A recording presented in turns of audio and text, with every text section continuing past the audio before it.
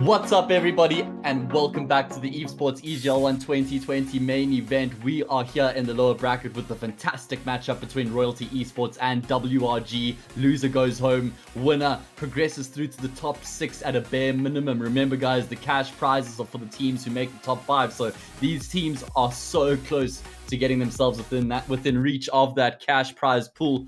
I'm joined by Wookie Triple XL. How are you feeling for this game?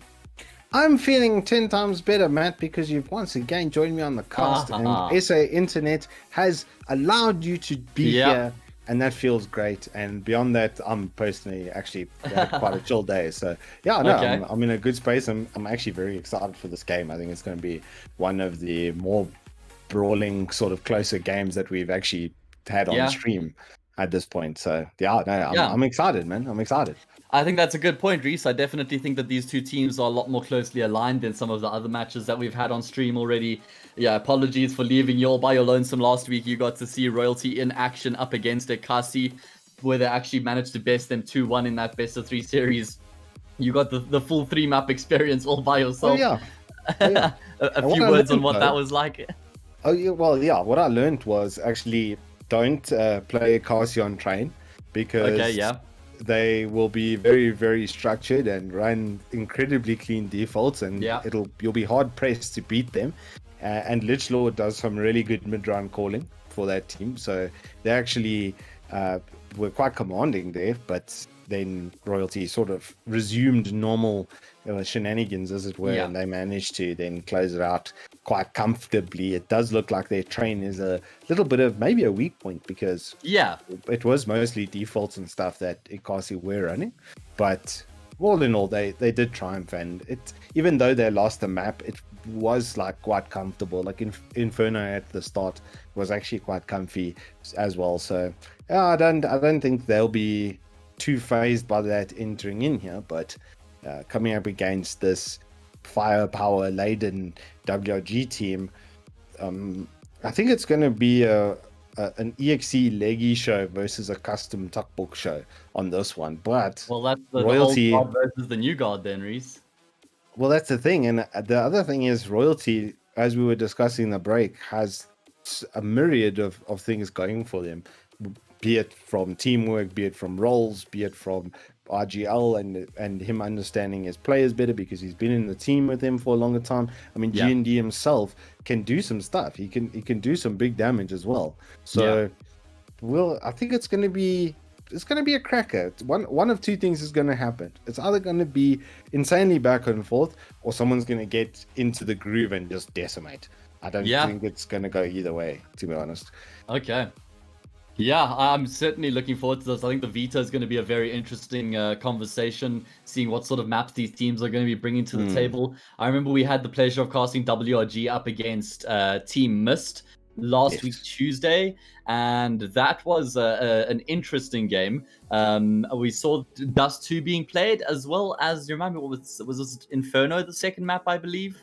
If I'm not mistaken. Anyway, we'll have to just brush up and check that out. Maybe nobody can get on that and check for us. But the point was that Dust 2 wasn't incredibly convincing from WRG. In fact, Team Must should have taken it a bit closer than, I think it was like 16-10 or 16-12. So there's definitely a point of contention there if they end up on this map, because Royalty find themselves in a very comfortable position on Dust. Inferno, another map that Royalty are very comfortable on, just like Nuke as well. And I think Nuke was the other map in that series against Team Mist. Yeah, just as I mentioned, it came back to me. And WRG like those 3 maps as well, Inferno, Nuke, and Dust. So I kind of feel like this veto does heavily favor Royalty coming into this match. And as you touched on as well, I think that they've got a bit more going for them than this WRG team. I think they're more established as a roster, purely because they've been together for a longer period of time. They've got a very good understanding of one another and the type of structure they want to play with. Whereas on the side of WRG, they've made a few more changes in recent times, bringing Chanchi and Ninjask into the roster, and even Tuckbook was brought in like not too long ago. So like this team has been changing quite a lot over the past few months. So they're not going to be feeling like as comfortable with one another. The pieces are definitely there, but in my books, I've got Royalty as the favorite coming into this one. Well, they've started off by picking Inferno have WRG, and Royalty picked CT. Then Nuke was picked by Royalty, and WRG picked CT, which I think is a bit of an obvious decision there. And then lastly, it'll be Dust 2.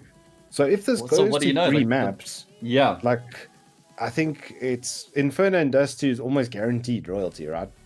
Well, that's what I'm saying. Like, what do you know? That this caster actually knows what he's talking about. I called the full map pool there. We literally have the Inferno, Nuke, and Dust coming right up here to feast our eyes on. And these are royalty's 3 best maps, Reese. No conversation, no discussion about it. These are their 3 best maps, and they're going to be feeling very comfortable on this map pool. WRG, yes, they're comfortable on the maps as well, but considering that these are like hardcore royalty strengths, I'm not feeling very comfortable on this one. I think that this could be a 2-0 for royalty. Not a quick 2-0. Definitely expecting a fight from WRG, but I think that royalty should walk away with the win. Yeah, and it's kind of weird to pick Inferno into them as well, I have to say, because traditionally that's been their best map. They've had even the games they've lost against like DNMK, for instance, were quite close, all things considered. Even though the scoreline says 16-10, it felt a lot closer than that. So I think it's going to be maybe a bit of an uphill battle, especially with royalty starting on CT, which they've shown they've got really good structure and mid-round calls and rotations for that. Their teamwork has carried them really far. Well, has carried them thus far, hasn't it? I mean, into this, like you say, sort of a potential top 6 placement. So I think, yeah, dude, I'm very, actually, almost perturbed by the White Rabbit Gaming pick on Inferno. Yeah, I mean, it's one of those conversations that you have to have. Sorry, I was having some audio issues there that I was just resolving. Let me pose this question to you, Reese. Do you rather pick your strength even though you know it's your opponent's strength, or as the underdog, or do you stray away from the map altogether, knowing you're foregoing one of your strengths, but you're also not playing into your opponent's strengths in their map pool?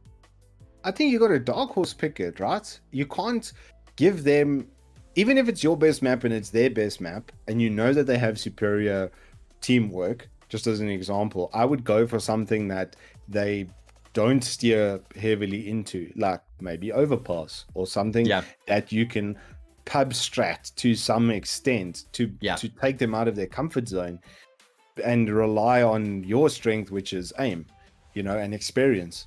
So it's like I said, that's why I'm scratching my head a little bit that they would steer into it like that. Either in the last week they've been really going to work on Inferno and getting their positions and stuff set up and stuff.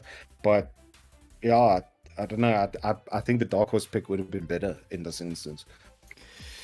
Well, we're gonna have to wait and find out exactly how this is gonna be panning out for WRG. As we just wait for one more player to connect from Royalty's perspective, then we're going to be jumping into this game. So guys, thank you so much for joining us tonight. We're here with the Evesports EGL 1 2020 main event, and we're getting into the thick of things now. We're pretty much slap bang in the middle. We're going to be eliminating a team tonight. The loser of this match gets eliminated from the tournament. The winner progresses through to the top 6 as well. We've got some upper bracket matches coming. We have another lower bracket match coming up on Thursday. That's going to be Zion Esports versus... Let me just brush up here and get exactly who it is. I can't remember. I know that Zion are playing on Thursday. And they are playing against XD. There we go. So Zion against XD on Thursday. We've got Royalty versus WRG tonight. And then next week, we're going to be having some really sick upper bracket matches as well. We've got Energy versus ATK and DNMK versus Goliath next week. So we've got like the top 4 teams in the country all going head to head. And that's certainly going to be something to feast your eyes on. So guys, make sure that you stick with us this Thursday next week as well. Same time, same place. We're going to be bringing all this fantastic Counter-Strike on display. We also have a giveaway this evening. We're going to be giving away a 250 Rand Steam voucher. So if you're going to be looking to try and find something special during the summer sale, perhaps you got your eyes on something. Maybe you want another skin. Maybe you want to open some cases and be as lucky as Reese over here and open up something really nice if Gaben's in your favor. Who really knows? So we're going to be giving you an opportunity to win that later on. 250 Rand Steam voucher, courtesy of Evesports. Father Gaben Christmas. There we go. That's it. That's how our you Lord say and it. Savior, Mr. Gaben. He's a he. The Gaben giveth and the Gaben taketh away. That's what I've learned in my time with such gambles. But look, I mean, it's a good time for Steam summer sales, which aren't gambles as well, like you've noted. And 75% off makes a AAA game less than $200. So well, there we go. I'm actually, I think it's been a really good year for gaming. We've had ports like RDR2 landing on the PC, which is nice. You know, really top end Rockstar production. You can maybe get yourself some Witcher 3 or something like that. There's going to be actually, I think it's going to be, well, this year for gaming. I mean, let's look at it from a tech perspective as well. I've just done my 5000 series AMD benchmarks, and the results are ridiculous. A 5600 XT, which is a $350 middle of the road processor, is now better than a $700 10900K for gaming. Okay, combine that with RTX the 3000 series launch, AMD actually bringing competitive RX series with the RDNA 2, the value that is now being presented to gamers. 4K 60 isn't even a challenge anymore. Now we're on 4K 120 FPS comfortably on the high end. You're even looking at 8K with like 70 frames. Okay, if you buy one of the 8K ready GPUs. But okay, not many people have that kind of TV or setup, right? But, so let's just bring it back to 1440p and 4K. You can do that with high refresh rate, and I think that's going to change actually how people play even current esports titles. And you know, my benchmarks on CS, for instance, even with a 2070 Super, were over 500 FPS average, dude. Wow, so, that is crazy. So 360 hertz is now completely reasonable. It's not even a dream anymore. It's right there. Everything has suddenly become within reach, and there's price compression because of good competition in the market. And then it's been a good year for gaming on top of that. I think while COVID has been a tragedy for most of the world, for the gaming environment, it's like go stay at home and play games. It's like, thanks, I'll do exactly that. Yeah, I mean, it certainly has built on the market and gotten a lot more eyes on the market, a lot more people buying. You know, like there were like consoles were sold out because there was just such a mad craze for consoles before lockdown happened. Like PC equipment just went crazy. So yeah, I totally see how that market just massively benefited from lockdown and COVID in general. One of the few markets, right? Like generally everything's got decimated. No, literally about the only one. And I mean, guys like you know, webcam suppliers and peripheral suppliers literally sold out. There was stock shortage for such a long time. I still haven't gotten RMA on one of my faulty webcams because I've just kind of gotten myself out of the queue because I didn't need it right now, and just, you know, help the customers out and stuff, because it's that bad. There was no laptops for a time. There's no monitors for a time. Imagine how like Zoom stonks just skyrocketed. Oh yeah, Zoom, Discord.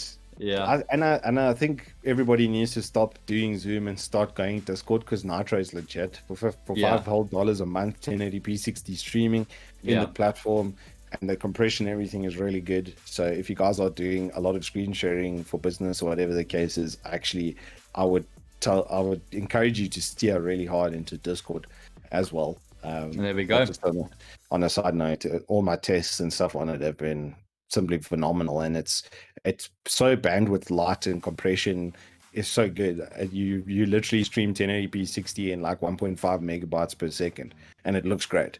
It's kind of spooky. I don't even know how they've done it. So all right, well, Halloween's over, so hopefully not too many frights. What is going to be happening soon is we're going to be getting into this game momentarily.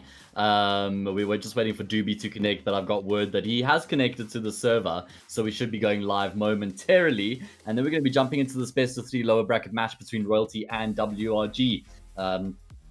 Let's get some predictions in chat, guys. What do you think of this game? Who do you think your favorites are? Who do you think is going to be taking the match? Do you think we're going 3 maps, or are we just going to be seeing 2 maps?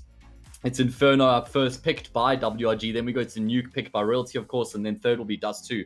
So great picks for all 3 of these teams. or rather for these all three maps are great picks for these two teams rather, and will certainly be a comfortable playing field for both of these teams. So what that means is we're going to be provided with some very closely contested Counter-Strike, some very entertaining Counter-Strike, some in-depth Counter-Strike, because they're going to be feeling well versed on these maps. Everyone's going to be comfortable, so there'll be no excuses. And here we go. Readies are typed. We're just going to be waiting for our admin. Once he gets the readies typed as well, we will be jumping into the pistol round. Reese, what's your prediction?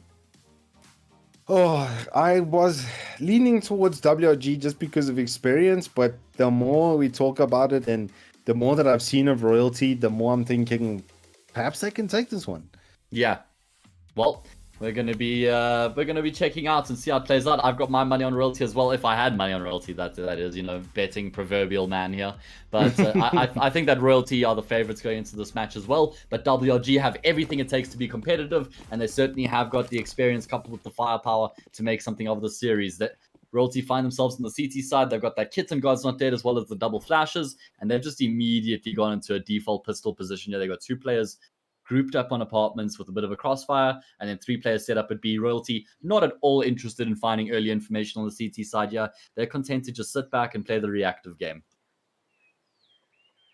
Yeah, and it's both teams just taking it slow. It's probably just looking to feel each other out before they get too overzealous and give away position and frags.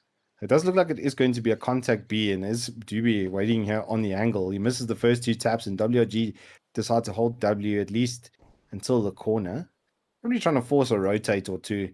Yeah. We'll get some extra info where they can, see if they can expend some util from the Royalty team. It's only G&D who's got a double flash, and he is, well, actually with the kit as well, and he's actually moving his way over to B. All five players from WRG are waiting there, though. Yeah, they've got two smokes as well. They've got all the util to make this a full execute. And Royalty, they start getting ants in their pants. They want to try and make some sort of a move, and Doobie ends up moving into a bullet into his brain. At least one frag does come through for Exy, just alleviating some of the pressure, but they know that there's a player in Dark Horn, and Exy's actually going to be able to find a second kill before he goes down. That's such a massive double kill, leaving his team in a 3 versus 3 position. It is retakeable, but it's a stretch, especially now that they've lost that extra player. WRG assuming control, but there's only 10 seconds left here. Royalty going to try and look to put a bit of pressure on the plant here, but unfortunately for them, they're not going to be able to secure that kill. Bomb goes down, 1-man advantage for WRG in the post plant. They should be able to get across the line. Well, Donkey going to do everything he can along with Leggy, but his partner's been removed, and now it's just on him with the kit. But they know exactly where he is, and this is going to be such a tough fight for him to take, because as soon as he engages with one of the players, the second one swings out, and that's the round over. WRG find themselves on the board.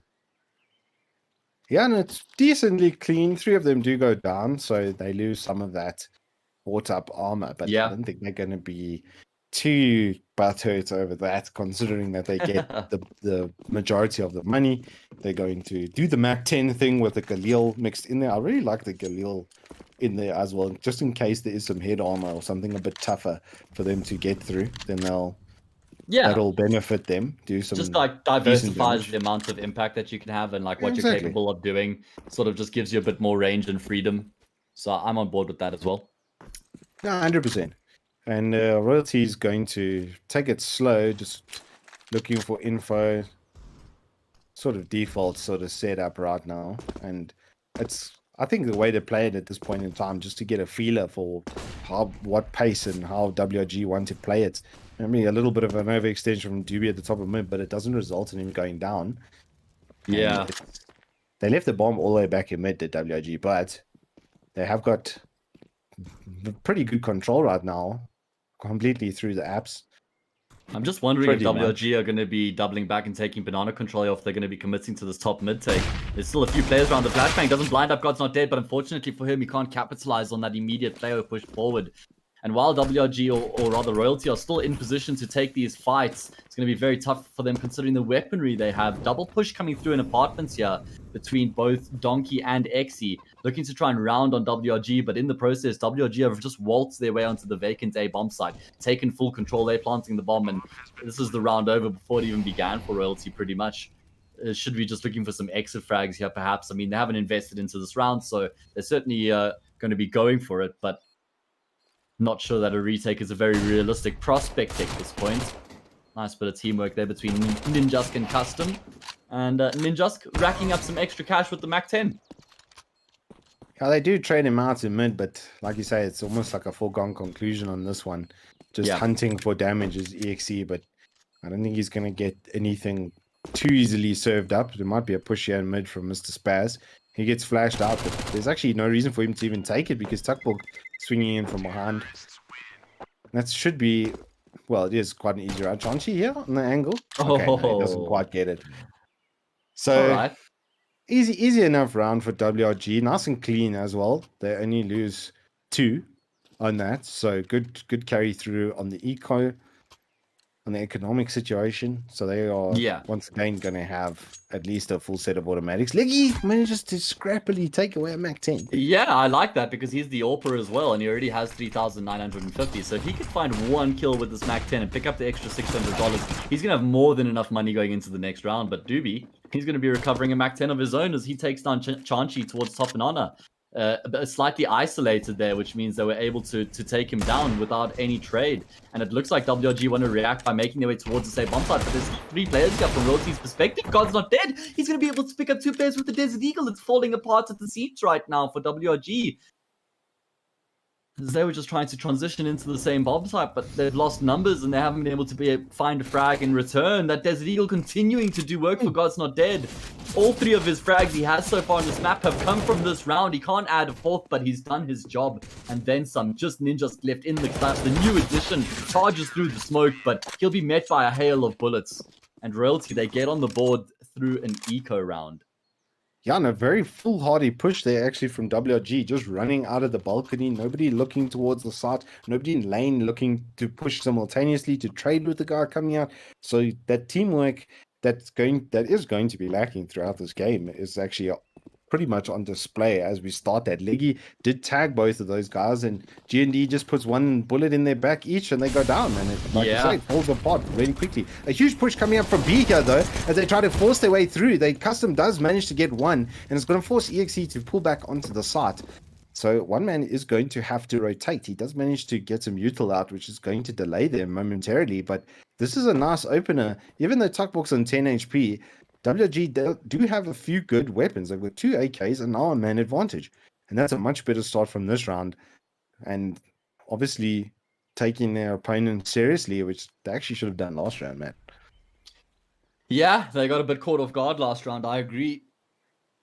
Let's see if WRG can engineer a way into this round, considering they found the opening pick. They didn't start with the best weaponry, a couple pistols in the Mac 10, but with that opening pick, they've given themselves an opportunity here.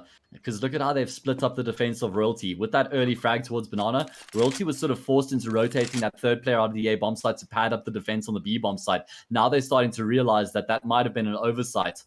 And God's Not Dead, or rather Exe, is actually making his way back towards A. And I really like that decision because God's Not Dead still has a molly and a smoke grenade. So he's got all the util in the world to buy extra time if needed. Only 33 seconds left on the clock here. What are WRG doing? It looks like they're going to be trying to double back towards this B bomb site. But like I already noted, God's Not Dead still has a molly. So he's got everything he needs right now to just shut this play down as soon as it comes to fruition. Waiting on the side here, the only thing that could let him lead to his demise, rather, is if he gets caught out in the open. He's going to be hearing the footsteps, pulls out the molly, round over. They can't get through it without taking a huge amount of damage. And with only 9 seconds left, surely God's Not Dead. He's done enough. Support's come through from his teammates as well. And he's playing it to perfection, not giving him any unnecessary opportunities to take his life. And that's a 2nd round for Royalty. Even though they lost the 1st frag in the round, Reese, that was the only frag they ended up losing. Yeah, and it's played out exactly as you should have, as you noted. Molly in hand, come run through. By the time they do that, there's already support coming from CT. They set up a crossfire. G&D just needs to have presence on the site, which plays to perfection. Ninja runs into his crosshair because he's forced to make a play, and he forces them simultaneously to make the mistake. Yeah. That's exactly it. Very well worked there by Royalty, all things considered. Very well worked there by the EGL. God's Not Dead. Nice small attentions to detail as well, just making sure that the person who has the util is the person who's remaining behind as the anchor on the B-bomb site. It's almost like he's played CS before. Yeah, there's a bit of a myth or a legend behind that. We'll have to see how true that is as we get into the rest of the game. Don't want to make any premature assumptions. Yeah, Leggy opening things up. Like I said, 4 Glocks and a Desert Eagle. No, that's not the start of a bad joke. That's WRG's buy this round. Or lack thereof. Which could turn into a bad joke. Oh god, let's see if WRG can get anything done. There's the Desert Eagle on the deck, so that was the one hope they had, which is it's now getting recycled, but XE just keeps on giving the same treatment to each person who picks up the doomed Desert Eagle. Doobie chimes in with 2 of his own as well. And Royalty starting to find their footing here on the CT side of Inferno. Remember guys, this is WRG's map pick, so they're certainly going to be hoping to do some damage here, considering we're heading over to Nuke next, which is also a strength of WRG, but it is Royalty's strongest map as well. Yeah, so the Royalty guys just going from strength to strength here. 1 death in the round before, none in the round they've just won. So huge economic boost for them. Oh, Leggy. On a healthy 10k, but WG pushing through apps. They get good damage, wow. But it's a 2-for-2 trade, and Donkey's gonna get out of there.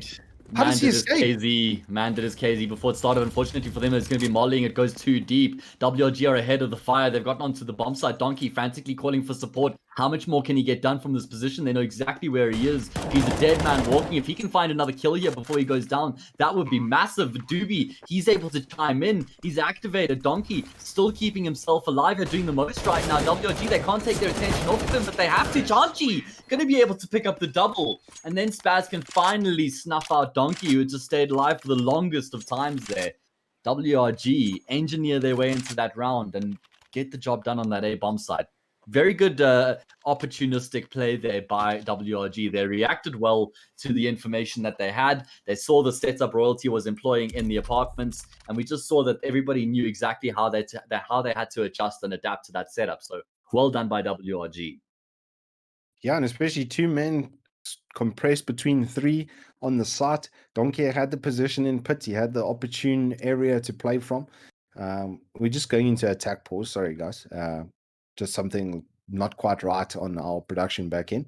So we're just holding up here for a moment. But recovering that last round, it did look actually like Donkey had the game in his hands. He had the presence there, so that they couldn't take their attention off of him. But that experience from WRG with their positioning, Chanchi, or Tianqi, as he was previously known, put himself in a really good spot. And as they pushed through, he just got the spray downs, did the big damage. And that's all that they really needed at the end of the day. And what's also nice for them is 2 guys make it through the round with full sets of guns and utils. So with the little bit of loss bonus that they did have accumulated, they were able now to get a pretty convincing buy. It's actually, by the looks of things, it's only Ninjask or Chanchi without a weapon. So there'll probably be something on the ground other than AK for him. So they're pretty set, but Royalty with a 3 in a row, and quite a convincing 3 in a row, equally had a boatload of money. So they full buy and actually still have like 2k and 2 for their players, which is not the end of the world for them at all. And most importantly, I think, is Leggy now has an AWP if we're going into round number 7, and he can get 1 or 2 off the back foot of things. That's obviously going to go very badly then for WRG. Yeah, Leggy is one of the type of AWPers in South Africa that really likes to have the AWP as frequently as he can have it. It doesn't really matter what map, what half, what the situation is. He just always wants to have the AWP. So he's like one of those like out and out AWPers, I would say. And that has its strengths and its weaknesses. Like the weakness that comes with that is generally when you don't have the opportunity to give that player the AWP and he's reduced to using the rifle, then they're normally a lot less effective than a player who can sort of hybrid and do both. I wouldn't say like that's entirely the situation for Leggy, but I do think that is a bit of a characteristic of his game. But then on the flip side, the strength of that is that you have an AWPer who always wants the gun. He's always having to look to have an impact with that weapon as well. So you can always rely on him to be a part of your game and looking to have the impact. So strengths and weaknesses, he's always looking to make something happen on the server, and that's exactly what you want from your AWPer. So let's see how he continues to work here on Inferno as we get back into the game. Full gun round for both of these teams.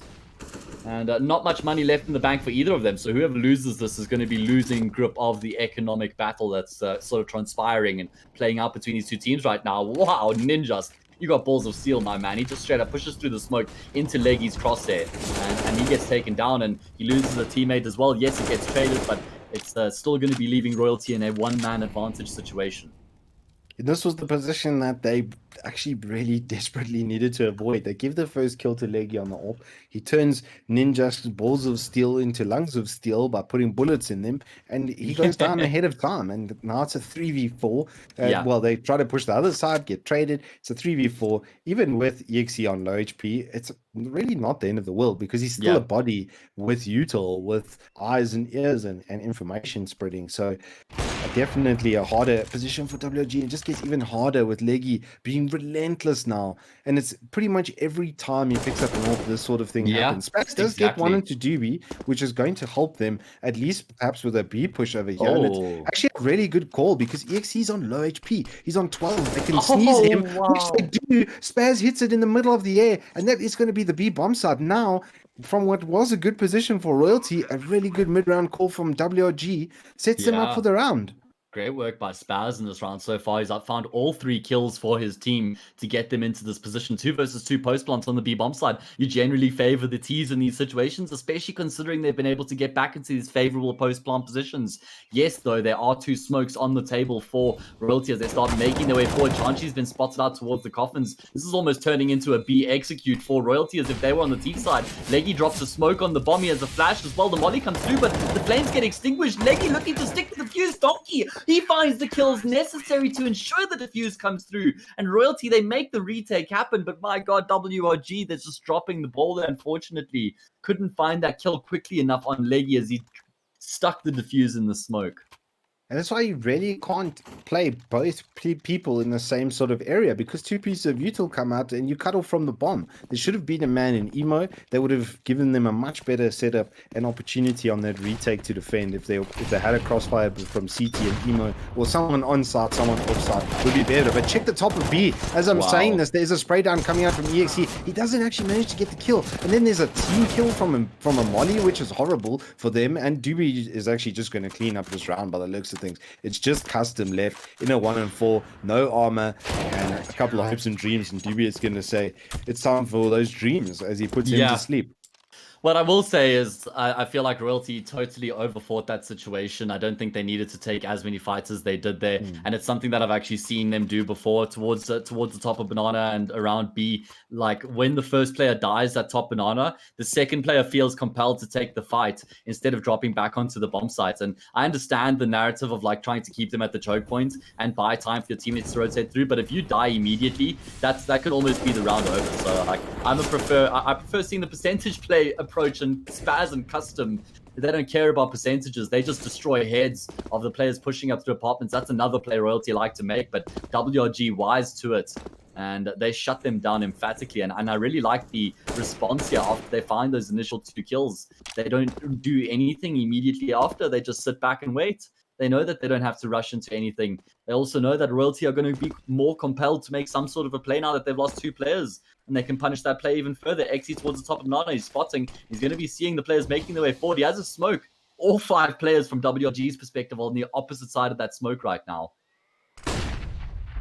And XE, he's looking to hang around here. He wants to take the fight to them at the choke points. He doesn't want to be retreating all the way back to the B bomb side, at least while he has the smoke there, trying to play around it, give himself a bit of an advantage. Seems like that smoke. Yeah, sorry, research. Bad timing there. Seems like that smoke was enough to persuade WRG to consider alternative options. So they go back towards top mid, but they get some info. But Leggy, he recognizes that it's false information. There's nobody there after. So that's going to be allowing Doobie to rotate immediately towards this B bomb side. Custom, he's hanging around as the lurk, but he's going to get caught off by Leggy's AWP. Now there's 2 people in position on this B bomb side to defend it. XE's still alive and kicking as well, but he's been spotted. They know exactly where he is. Find family. A great flashbang comes through though. Enables him to find the first, but Spaz roots him out. And that secures control of the bomb sites. Unless Doobie can somehow push his way through the smoke, he's going to be catching the plants off guard, but he can't find the kill in time. Tuckbook, the savior of the situation, takes his head clean off, allows his teammate to secure the plants, and now it's just Leggy left in a pretty much unwinnable 1 versus 3. Yeah, and this round started off like a bit weird because they go for the Kenya's push against the buy, which I really don't like because there is range against you. If they're on Glocks and pistols, etc., 100%, the rifles are going to win that engage, even at that distance. And they can turn that into at least one kill and back off. That's great. That's a really nice opener. And Inferno is one of those maps that allow CTs to do that and get very aggressive on the opening and then retreat back into the site, which is a playstyle I personally really, really enjoy. But WG just too wise to their antics, waiting there and rip their heads clean off, and it results in them actually losing the round. I agree with you. I think that type of strat or approach can be risky in a gun round. The flip side to that, though, is like if you can catch the T's off guard and you find a quick kill or two, you pretty much secured yourself the round in the first like 15 seconds. So strengths and weaknesses once again. This time the risk doesn't work out in their favor, and they're gonna have to eco. But Leggy, he does still have the AWP, so there's every opportunity Royalty can make something happen in this round, but that opportunity has now been reduced as God's Not Dead gets taken down, sort of hanging around middle unnecessarily there from what I could tell. Leggy had already backed off and he was still holding the angle with the scout. So again, a bit of a disconnect there in the two players. That's the area on the map you either both holding or nobody's holding. I think teams have gotten so good at securing this area, you almost want to util and then relinquish, like immediately after that, because getting the other team to expend util is about the only thing you gain from staying there. Everything else, well, as we've seen, it just really turns into a demise. And EXE is once again spotting the top of B, and he's going to go for a peek here into an absolute firing squad, but he picks off Ninjask's head, and that's a really good opener for him. But dead. Now he's got to face 4 AKs, and yeah, he's very dead. But Leggy is coming up, which is going to help. No. And he misses, unfortunately. He does get the first one, which is going to help. There's a jump peek across with the bomb, which is going to result in them moving into the bomb site, and good util is going to cut off his rotation. Now there are 2 players headed through the smoke. They are going to go through simultaneously, which is much better than going through one by one, but the players are ready, and they hear the sounds, and their heads get taken off. So now it's just Leggy left with the AWP, and he's only going to look for damage here. There's nothing else he should be doing. Actually, I'd like to see him jam about now. Yeah, that's his plan, but he just wants to make sure he's not going to get caught off on the angle as he makes his way back to CT. But WRG, once again, getting it done towards the B bomb site. It's a nice execute from them, keeping things simple. And I really like the way they charge Leggy down there. They don't give him an opportunity to reset and assume the angle again. They just continue forcing him further and further back, giving him no opportunity to have an impact. He did miss 1 or 2 shots, which he could have landed and might have completely changed the gravity of the round. But you can say that about so many different duels that transpire in a round. Just something to note. It was unfortunate. Now we head into another full gun round. Double AWP being brought to the fore here for Royalty to be picking up that second AWP. But this is an opportunity for WRG to go ahead, Reese, and start to perhaps surge ahead on this T side if they can win this round, considering there'll be no money left in the bank for Royalty thereafter. Yeah, and they've had 2 pretty good rounds, both of them coming through a 3-man. Chanchi starts things off by taking out Doobie at the top of B. He goes for the peek on the AWP, and it just gets himself destroyed. So the CT is starting off a man down, a nice little 2-man stack over here, and perhaps is going to net them 1 kill, almost gets a second on Leggy. He utils out and withdraws, which is the right play. So they reset it back to a 4-on-4. He gets info as well while he's sitting on the balcony that there is an extra man moving in through the boiler, but WG could use this as a cell simultaneously. So it doesn't start off well with Doobie going down immediately to Chanchi, but the Royalty guys was a very, very cheeky setup inside of the apartments. Net themselves custom is one of the danger men on WG. Yeah, WG again looked like they're going to be going towards the B bomb site after they find the opening pick. They're not really expecting Royalty to have rotated the second player across, but seems like they've got the timing this time round as God's Not Dead has vacated that B bomb site. And WG also seem like they're caught in 2 minds right now. They're not entirely sure what they want to be committing to. They have got 2 smokes on Chanchi and Spaz, so enough to make this be exec happen. Exe with the AWP in position to at least find a kill. No smoke for Coffins. No smoke for Coffins. Oh, the molly comes through though and forces him back. Okay. So a nice attention to detail there. I thought for a second they were going to be pushing through it. Wow, a truckload of damage done with that spray through the smoke by God's Not Dead. That softened up a lot of these players. 3 of them low. The bomb planter gets taken down as well. Oh no, Leggy comes through and he takes down another player. WG have no choice but to try and force the issue, but there's not enough time for them to even try to make that happen. And Chansha, Tuckbook, they will be surviving, but that's a little consolation right now. And GND and Donkey get the orbs through the round as well. Oh, they get both of the orbs. That's a massive economic little victory for them as well on top of the round win.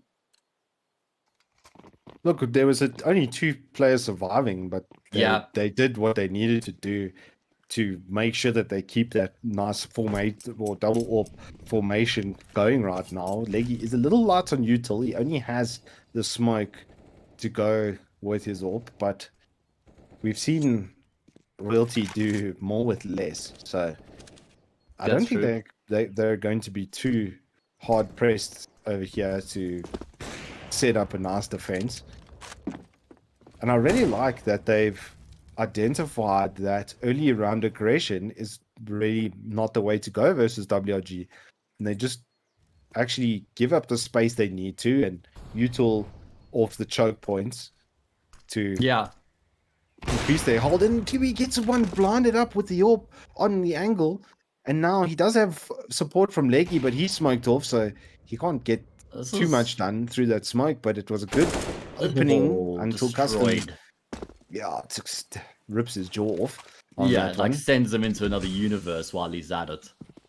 And this is awkward now for Royalty because they only have Xe over at the speed bomb side. That both of their AWP over at A. God's Not Dead will take down Cassie, but this has opened up the door for the exit now. WRG are going to feel compelled to make their way forward. They know exactly where Xe is as well. He's been doing a great job buying time for his teammates in the past couple of rounds, and this time he'll be achieving that feat once again as he finds the kill on Chanchi. Oh, Leggy.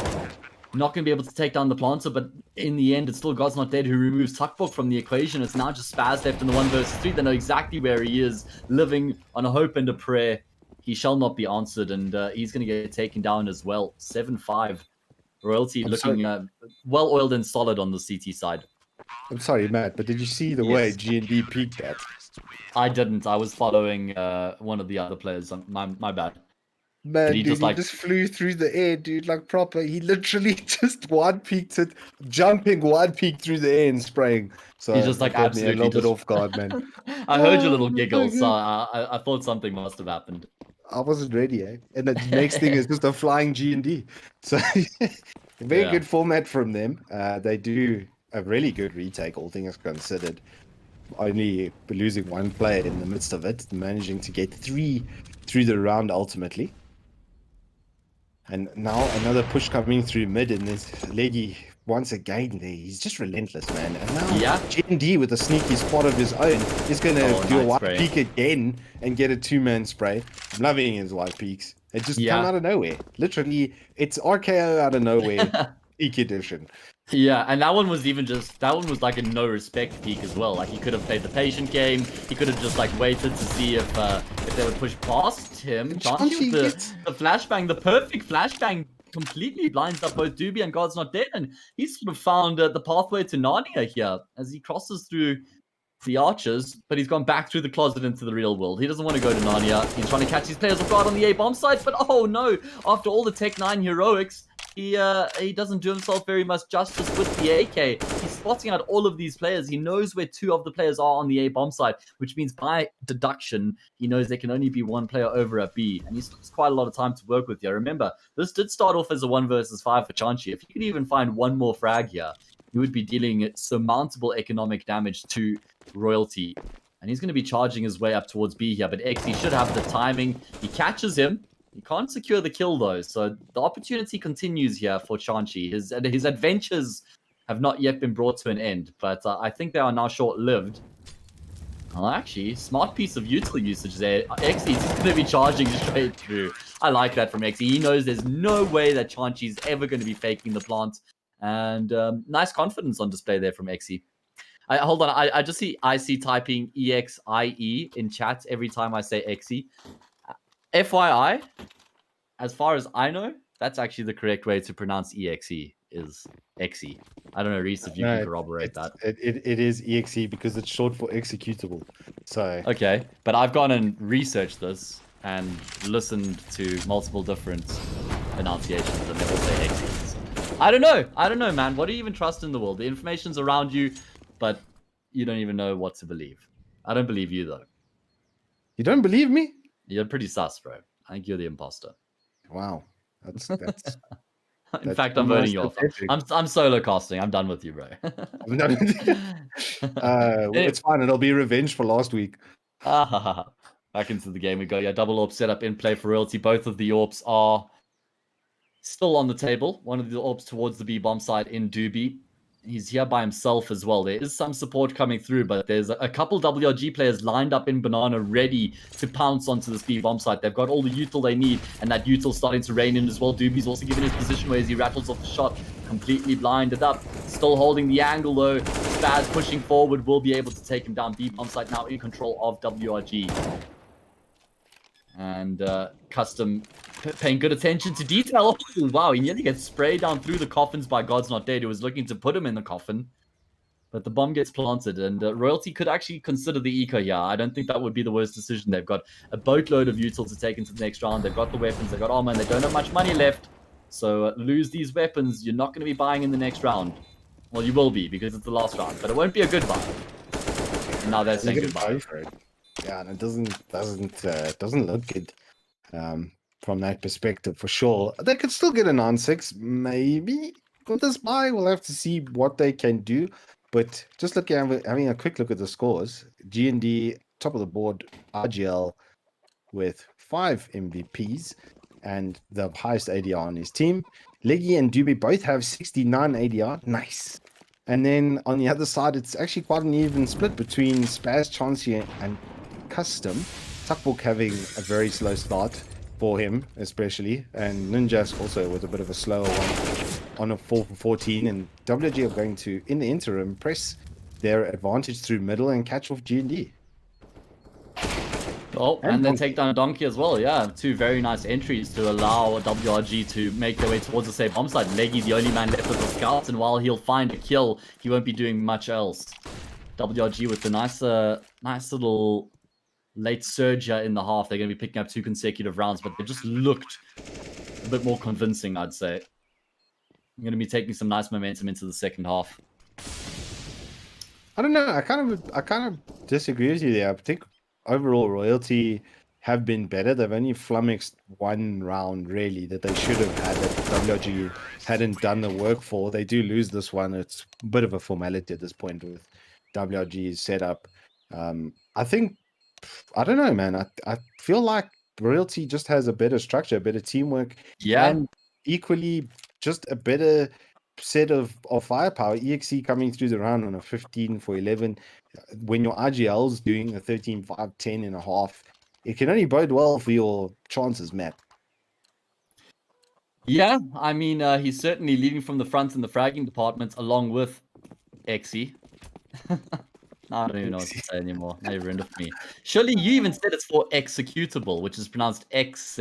It's not executable. So, like, if it's based on that, surely it's Exe because it's executable. I mean, right? Yeah, but they're taking the E from the end and making it next to the X. Because it's still EXE. No, but that wasn't where the abbreviation came from. It was EXE. I'll take your word for it. Big Nature potentially for Chauncey as he's just spotting jiggle peeking, waiting for some information. He's going to let the nuke load off. The smoke comes over the top, and there we go. Nature through smoke to follow it off to buy some more time for himself as well, and rotations to come through. But he actually thinks this is a fake right now. But Royalty, they are completely committing. And look at the response from WG. 4 players just charging down middle. My God, Tuck leading the charge, not slowing down for anything. God's Not Dead will be able to find one. Oh my God, a second great shot there with the Glock. He's trying to buy as much time as he possibly can at this point. But he's done with just buying time. He's taking names as he finds himself a 3rd kill. Donkey, well, he's on the opposite side of the map to where he needs to be right now. As the bomb is planted on A, it was a fantastic fake by Royalty. They sold White Rabbit Gaming down the river. Doobie and Boiler had the perfect angle as well. Tends to go unchecked in those situations. And that was a very, very nice pistol round from Royalty. They throw a massive amount into the fake. It's not like it's just one person throwing a smoke and a flash. They actually commit with 2 players as well. They throw more util on top of that. And they don't have any more presence in middle. So even when WRG push down mid, they think, yeah, they're all in banana. There's nobody else around the map. Really like that pistol round. Man, and they sold that fake like a Louis Vuitton handbag at a flea market. It didn't, and the gents on WRG bought it for 500 rand, thinking it was a good deal, and got home and the stitching fell apart. So they do lose that round. It was so, when I saw them actually going through apps, I was like, this is so over. That is brilliant what they've done there. And now they push up B, and Donkey gets himself a 2k. He does take quite a lot of damage, but they actually have the B bomb side open. The bomb is left all the way back in middle, and there are players contesting this mid area at the top. And they're going to get destroyed by EXE and by Julian. It looks like EXE is not going to let him get away. He's going to pressure even further with the Glock and take his head off as well. And that's a clean round, Matt. Completely clean. Nobody going down. Yeah. Really nice for them right now. Yeah, and the MAC-10s also pick up most of the kills, so they farm some extra cash as a result of that. And should be a third round for free here on the start of this T side for Royalty, considering they're just going to be going up against another eco. Yeah, a few upgraded pistols, and Tuckbork, I don't think you got the memo, Reese. I don't think you got the memo. Preemptively buying there and ending up with the FAMAS full youthful and armor while his teammates are saving. Not sure that was intentional. I don't think so, dude. I really don't. Critically, only 2 of them have head armor. So even though there are 2 MAC-10s on the side of Royalty, it still could be a one and done. If there's a 3 out of 5 chance that it's a one and done on the headshot. And then even better for them are the 2 AKs and Galil. Yeah. So Tuckbork, yeah, I agree. The memo didn't arrive in his inbox, and he does a bit of a foolhardy buy there. Royalty playing it nice and slow, even with the advantage. Yeah, and that's exactly what you want to see, right? They're just giving like full respect to their opponents right now, making sure they're not doing anything unnecessary, playing it by the book. And the anti-eco Donkey doesn't check the boost though, but somebody's actually able to 180 pivot and take down Chanchi. Although this isn't even a full commitment from Royalty, they're just sort of using Donkey to feel out what's going on at that B bomb site, and you get a decent amount of information, and as a result, his teammates, they're able to push their way onto the A bomb site. So guys, this is exactly how you play your anti-eco rounds out on the T side. You look to get information before you make any commitments. It's okay to give up one player if he ends up running into a stack and he gets the information as a result. It's actually okay to give up that life, and if you can respond to that information. So nice attention to detail there from Royalty. Even though they're going up against the pistols, they still respect the situation. And this is a position that I was worried about for WRG on this map. Royalty on Inferno is such a well-oiled machine right now. Their teamwork is impeccable. EXE pushing up here is going to get taken down by Ninjask. So he's going to net himself some money off the back of that CZ. But I don't see them winning this round from here. But you sure, Reese? You don't want to put some money on it, maybe? I've got a feeling. A feeling okay. Deep inside. Oh, yeah. Yeah. All right. Well, you were right. Continue. So, yeah, it's just Royalty. He has Dewey. Look at him. He's just going to be a sneaky man. And he gets a 6 spray down. What is that spray control? He was aiming like 30 meters below the man. And just to pick up that kill. That was sick. That was actually CS things, bro. CS things. That was nice, man. Yeah, the barrel bends up. You see, as you start shooting, it's not the bullets that cause the recoil. Your barrel actually starts flexing, which is actually quite realistic because it is a problem with AK-47s in real life. Yeah, so Kalashnikov bullet. But Royalty is just too waxed, man, on this map. Just to finish what I was saying, like they are. It's just so good. It's just so good to watch. I really love Donkey's MAC-10 skin, by the way. It is a very cool skin. And nice boost up there because it doesn't make any noise that Donkey's now made his way into the balcony room. So, again, small attention to detail. I like these small things that Royalty are factoring into their game now. They've been a roster for a number of months, so they should be adding more depth to their game than the other teams who are making these changes a bit more frequently. But we're going to have this burst out onto the A bomb site. 2 players to apartments, 2 players up lane. Donkey leading the charge, the entry frag with the MAC-10, but he gets caught in between 2 players, but a quick flurry of frags comes the way of Royalty. They pick up all 3 players on the A bomb site. The 5 versus 3 turns into a 3 versus 2 in their favor all of a sudden. My goodness, what a quick turn of events there. And that just shows you why the first 2 players in, it's not the be-all and end-all. If they both go down, it's actually the guys coming in 3rd and 4th whose responsibility it is to find those trade frags and secure control of the bomb site. That's why it's really important the guys coming in 3rd and 4th are just as aggressive and make sure that they don't bait their teammates, that they're pushing in with the correct spacing. using the correct information to their advantage that's being fed through as a result of their teammate losing their lives. It's a really nuanced position, the entry fragging role, as well as that third entry role as well. Like, there's so much responsibility on that player's shoulders. Yeah, and I have to just reiterate something you've just said, because honestly, it's a bit of a plague in South African CS, is the baiting. And it's probably the most destructive thing in the game that you can do if you're doing it constantly. If you're baiting a position to get an advantage in a 1v2 and they don't know where you are, or in a 2v2 and one of you is baiting the other to gain a positional advantage, that's strategically good. But if you're in this kind of setup where all 5 players are alive on both teams and you're baiting your teammates, it's horrific, because if you're not trading, you're just giving away a free kill, and that's one set of eyes, ears, and a gun that's now taking a dirt nap. Yeah, that's exactly how it ends up playing out. WRG, they've opted to go for the force buy here, courtesy of the fact that they kept 2 players alive in the previous round, but it's not the prettiest purchase that they have in this round. A FAMAS and a 5-7, the 2 sort of weapons with asterisks next to them. Donkey opting for the lazy approach to smoke CT, just swinging out wide. Of course, this is the more aggressive way. You don't get the info away prior to when you actually push forward. Chanchi pushing through the smoke, but unfortunately for him, not able to capitalize on any of that chaos that had come to fruition. Spaz catches Doobie lurking over on the A bomb side. And I can't stress enough how massive that kill is, because if Doobie takes down Spaz there, that's probably the end of the round. Now Royalty have to reconsider their options, and Leggy lands a lightning fast shot there to take down Chanchi. Now Royalty have split the defense down the middle. 1 player on A, 1 player on B. Spaz rooted on the bomb site right now. They know exactly where he's dancing with Death, hoping to come out on top. Fantastic shot onto God's Not Dead. Leggy with the AWP in a very awkward situation right now, but Spaz is running out of ammo. He has to use the USP of his own, but he falls to Leggy's USP. He's going to be able to secure the bomb launcher, but does he expect Ninja to be in such a far forward position right now? Slowly making his way forward. Leggy has no idea where he's coming from right now. Wants to get aggressive, wants to reposition himself as he drops the smoke. And he's going to be passing by Ninjask like a ship in the night. Did Ninjask realize he walked into something? No. Now he's going to be giving his position away as well, as he drops a smoke of his own on the bomb, and he steps right out of it. Leggy thought he was sticking the defuse, but Ninjask, keeping his cool, calm, and collected mindset, taps the bomb in the smoke, walks out, and just takes down Leggy, who had his knife out. Nice 1 versus 1 win for him. Man, and they do the official elbow greeting in the middle of the smoke there. Yeah.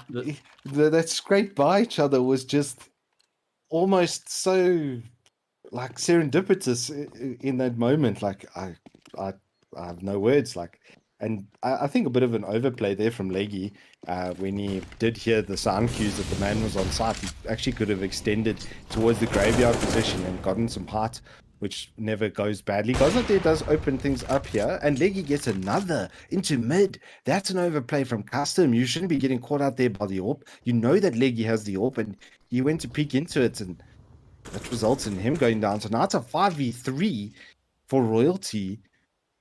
So while they may have lost that last round... Okay. Sorry, Tuckbox should have died there, but he's got a Guardian Angel on his back. Carry on.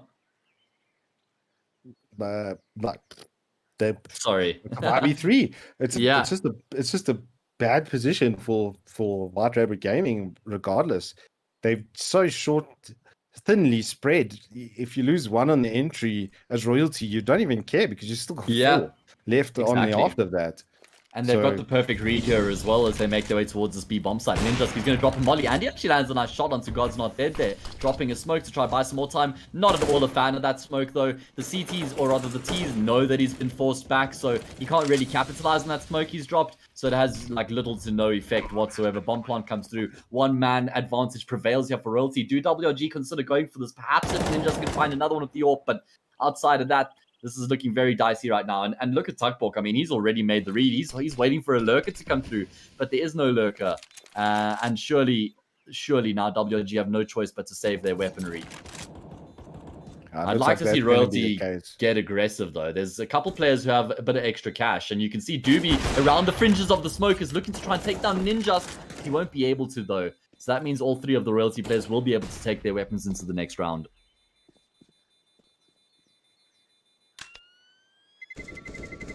So there we go, 13-8, even though WRG win the round previous to that, where they keep only 1 player alive, they lose the round immediately afterwards. And it's not even like it was anything special from Royalty. They just bully them at the top of Banana. They win that early duel, and then Leggy finds a player towards top mid, if I'm not mistaken. And within the first 10 seconds of the round, it's a 5v3. Yeah, Custom overpeaked completely into that AWP.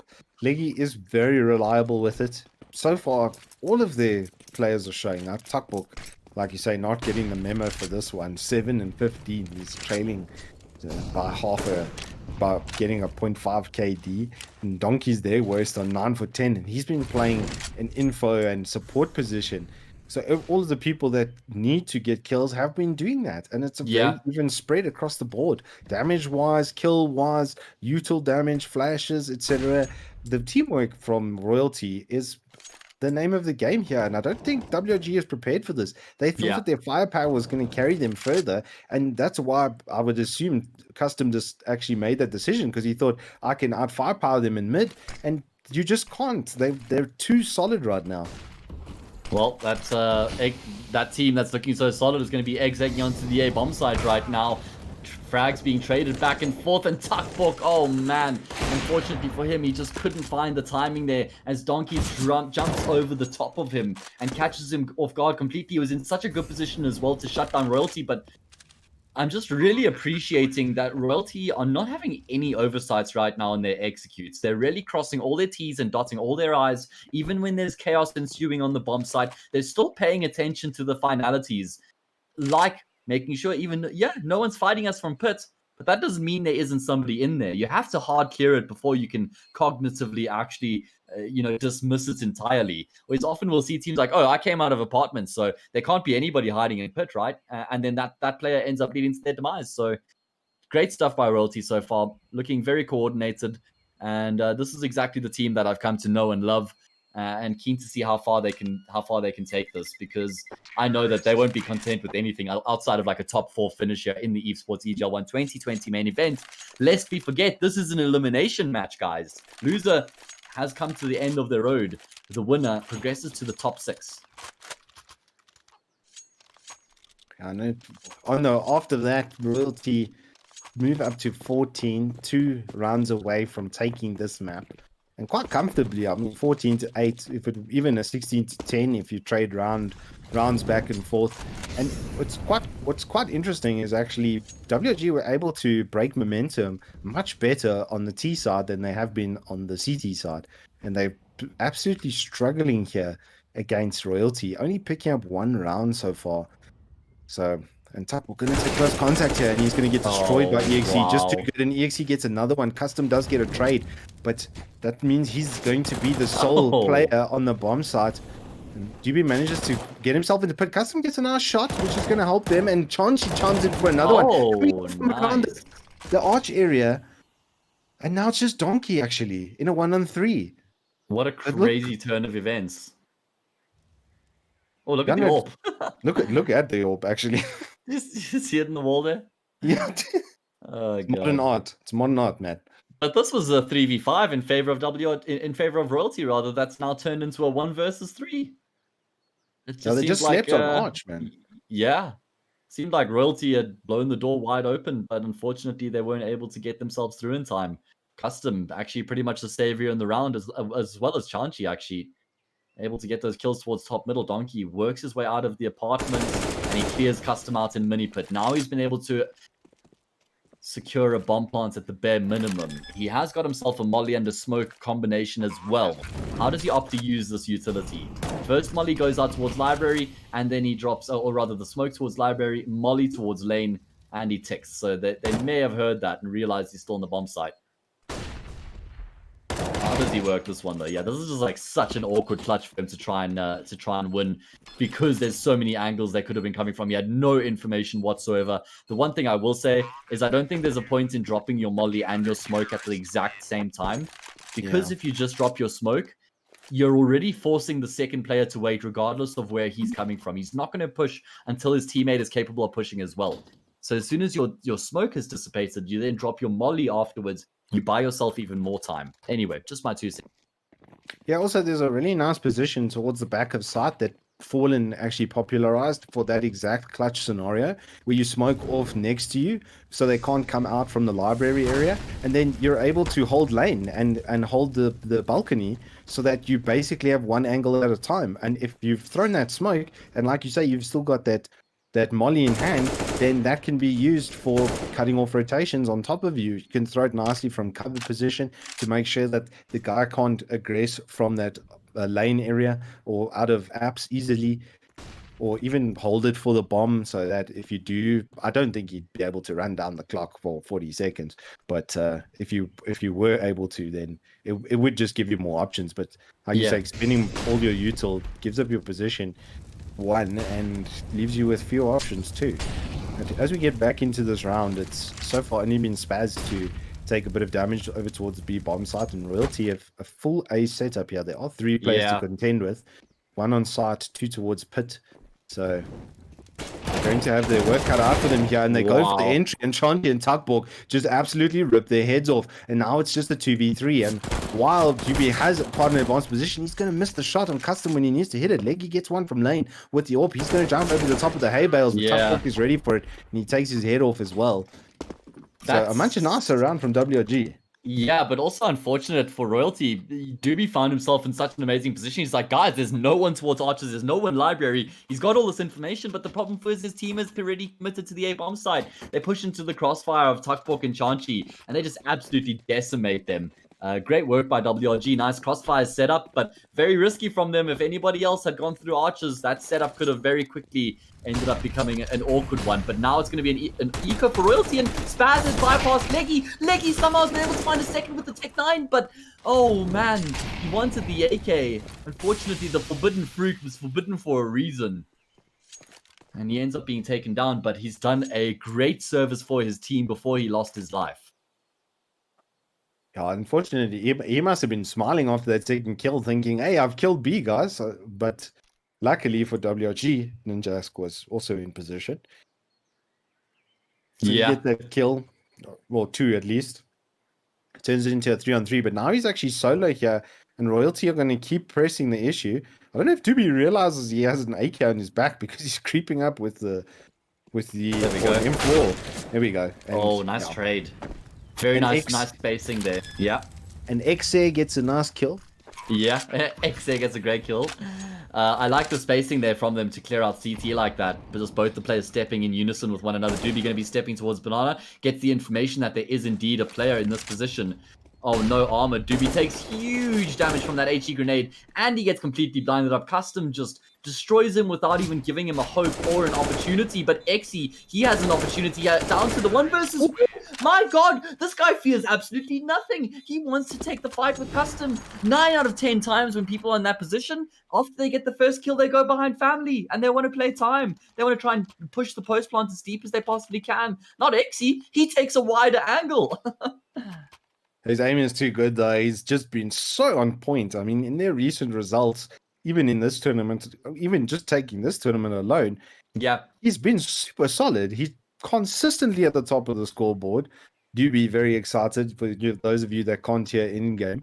He's having a nice little shout there of "Let's go, boys!"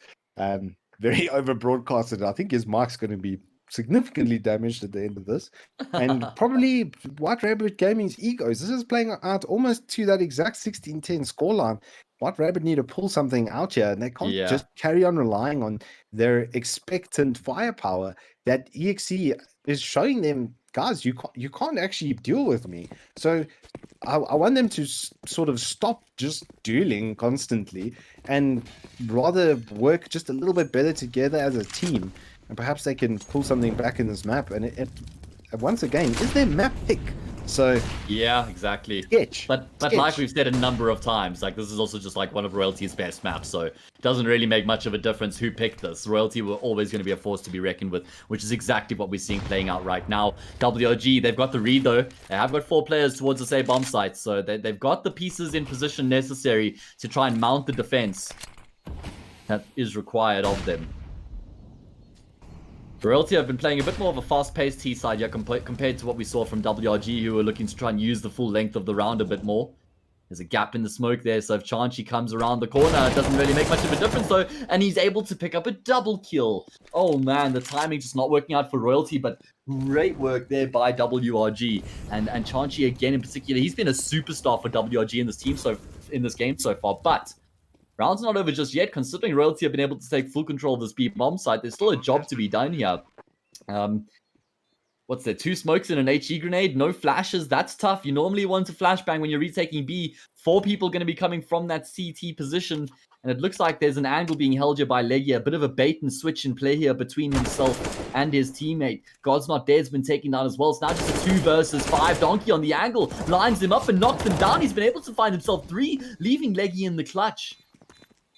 The bomb is ticking. There's no catch up for either of these WRG players either. They tap the bomb and they're going to be spraying down through the smoke, but there's no time. I don't think there's time. I'm calling it right now. There's no time for him to complete the defuse. Oh my god. WRG dropping the ball in the most emphatic fashion. They had everything going for them in that round. That was the 5 versus 2. Donkey with the triple kill single-handedly decimates them. And Leggy, well, he wins the easiest 1 versus 2 of his life, Reese. Yeah, by dying in the bomb, winning it for him, right? I mean, couldn't have gone better if he scripted it. So, but look, I mean, it was a massively concerted effort there from his teammate to get the 3K. I think that actually won the round right there, that he was able to get that spray down with that bait and switch that they had set up, which worked brilliantly. That's how you do baiting right there. Yeah. Is you have one player sort of show presence and then withdraw. And the next thing, oh, there's another guy on the angle. We didn't know about him. Whack, whack, whack. And you're going to map number 2, which is going to be Nuke, which is now Royalty's pick. Yes, but a map we've also seen WRG be pretty decent on in the past as well. So there is still hope here in this series for WRG to make something happen. I'm not completely discounting them just yet, considering we are going into Nuke. But Reese, I think it's time we announce the giveaway that we have got waiting in the wings. We're going to be giving away a 250 Rand Steam voucher courtesy of Evesports. And to enter that giveaway, you have to type a keyword in chat. Reese, you want to tell the people what the keyword is for this evening? It will be EGL1. Mr. Body of the No Variety will give you the example in chat. There's nobody. Our boy Josh will show you the example. Please don't do a double entry, guys, because then the bot will kick you out of the system and then you won't be part of the giveaway, which will be horrible. And then please do subscribe to the channel because you get double entry. There we go, guys. Just like you said, if you subscribe to the channel, you gain a second entry. Type EGL1 in chat. You'll be entered straight in. Do not type it twice because you'll be disentered, Reese. There we go. Just regurgitated exactly what you said, because that's what I do, right? So, guys, we're going to be taking a short break now before we jump into the second map. When we return, we will have Nuke on the cards. Are WRG going to be taking this to a third map? Do they have what it takes to keep themselves alive here in the Evesports EGL1 2020 main event? Or are Royalty going to be dismissing them in a 2-0 fashion? Stay tuned. We'll be announcing the giveaway when we return, and we'll have Nuke as well.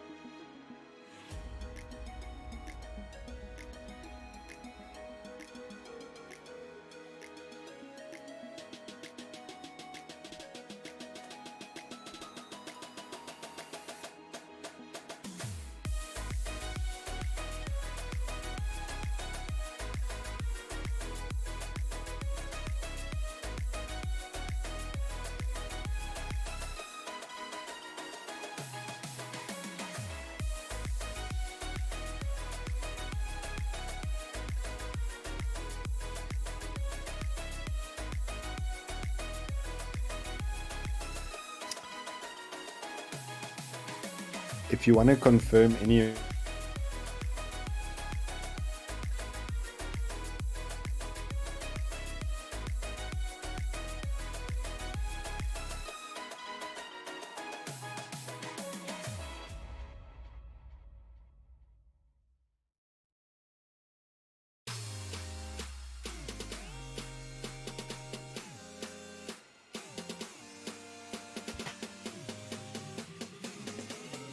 Hello everybody, welcome back to the Evesports EGL 1 2020 main event. We are in the middle of a series between WRG and Royalty Esports. We just came off the back of Royalty convincingly winning the first map, Inferno, which was WRG's pick. They won that 16-10, but they seemed like they were always in control throughout the entirety of the map. Looked very sound and structured and composed, and pretty much what we've come to know and expect from Royalty.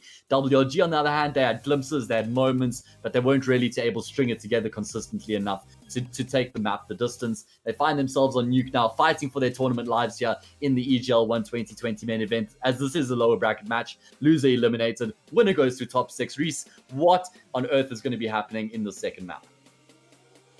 Well, this is not the WRG we saw against Mist, all things considered. Both Custom and Tuckbook were firing on all cylinders, hitting otherworldly shots. They won a number of deco rounds, I think about 3, and one of them was to close out the map on Dust 2 as well. So like it's almost day and night from them from that perspective. But I also think it's just due to Royalty's very solidly established role sort of setup. The fact that EXE is proving to be one of the better players, like you said, maybe a top 10, top 15 player at minimum in South Africa right now, and especially where AIM is concerned, he gives me the early Daisy Liege sort of vibes, where he's just solid like all the time, and it's so hard to play against that when it's in a really nice defined team structure.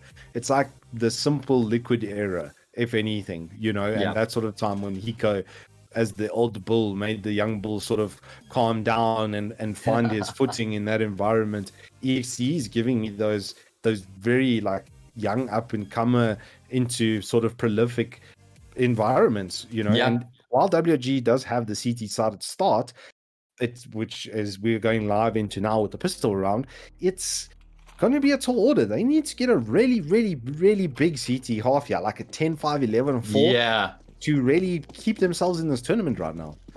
I tend to agree with that narrative, Reese. I think WG are going to have to put up a solid CT side if they're going to be able to go toe-to-toe with Royalty here, who also have a very strong T side, and they're not looking to waste any time here, charging their way through Rampant. Spaz single-handedly destroying them. Exe chiming in with a couple of his own.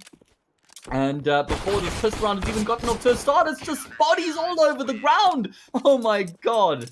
So many frags coming in. There is bodies littering the floor towards the ramp. There were 8 dead bodies all over that floor. So what a way to start this map.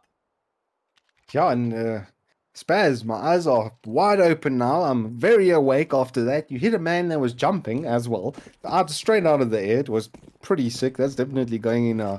Oh, well, I'd like to put it in a highlight reel at some point because it was a really good round. But as we get into the next round, it is going to be a default coming out from Royalty on a deco with Leggy on armor and not a deagle.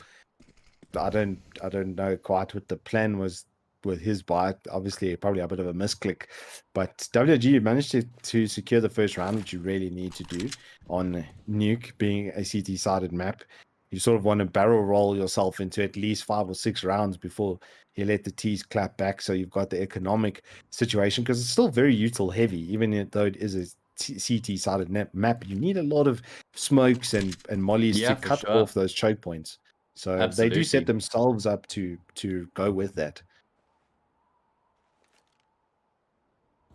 Yeah, I think Leggy picked up the armor so that he could pick up a deagle if one of his teammates got taken down. So he sort of gets the best of both worlds there.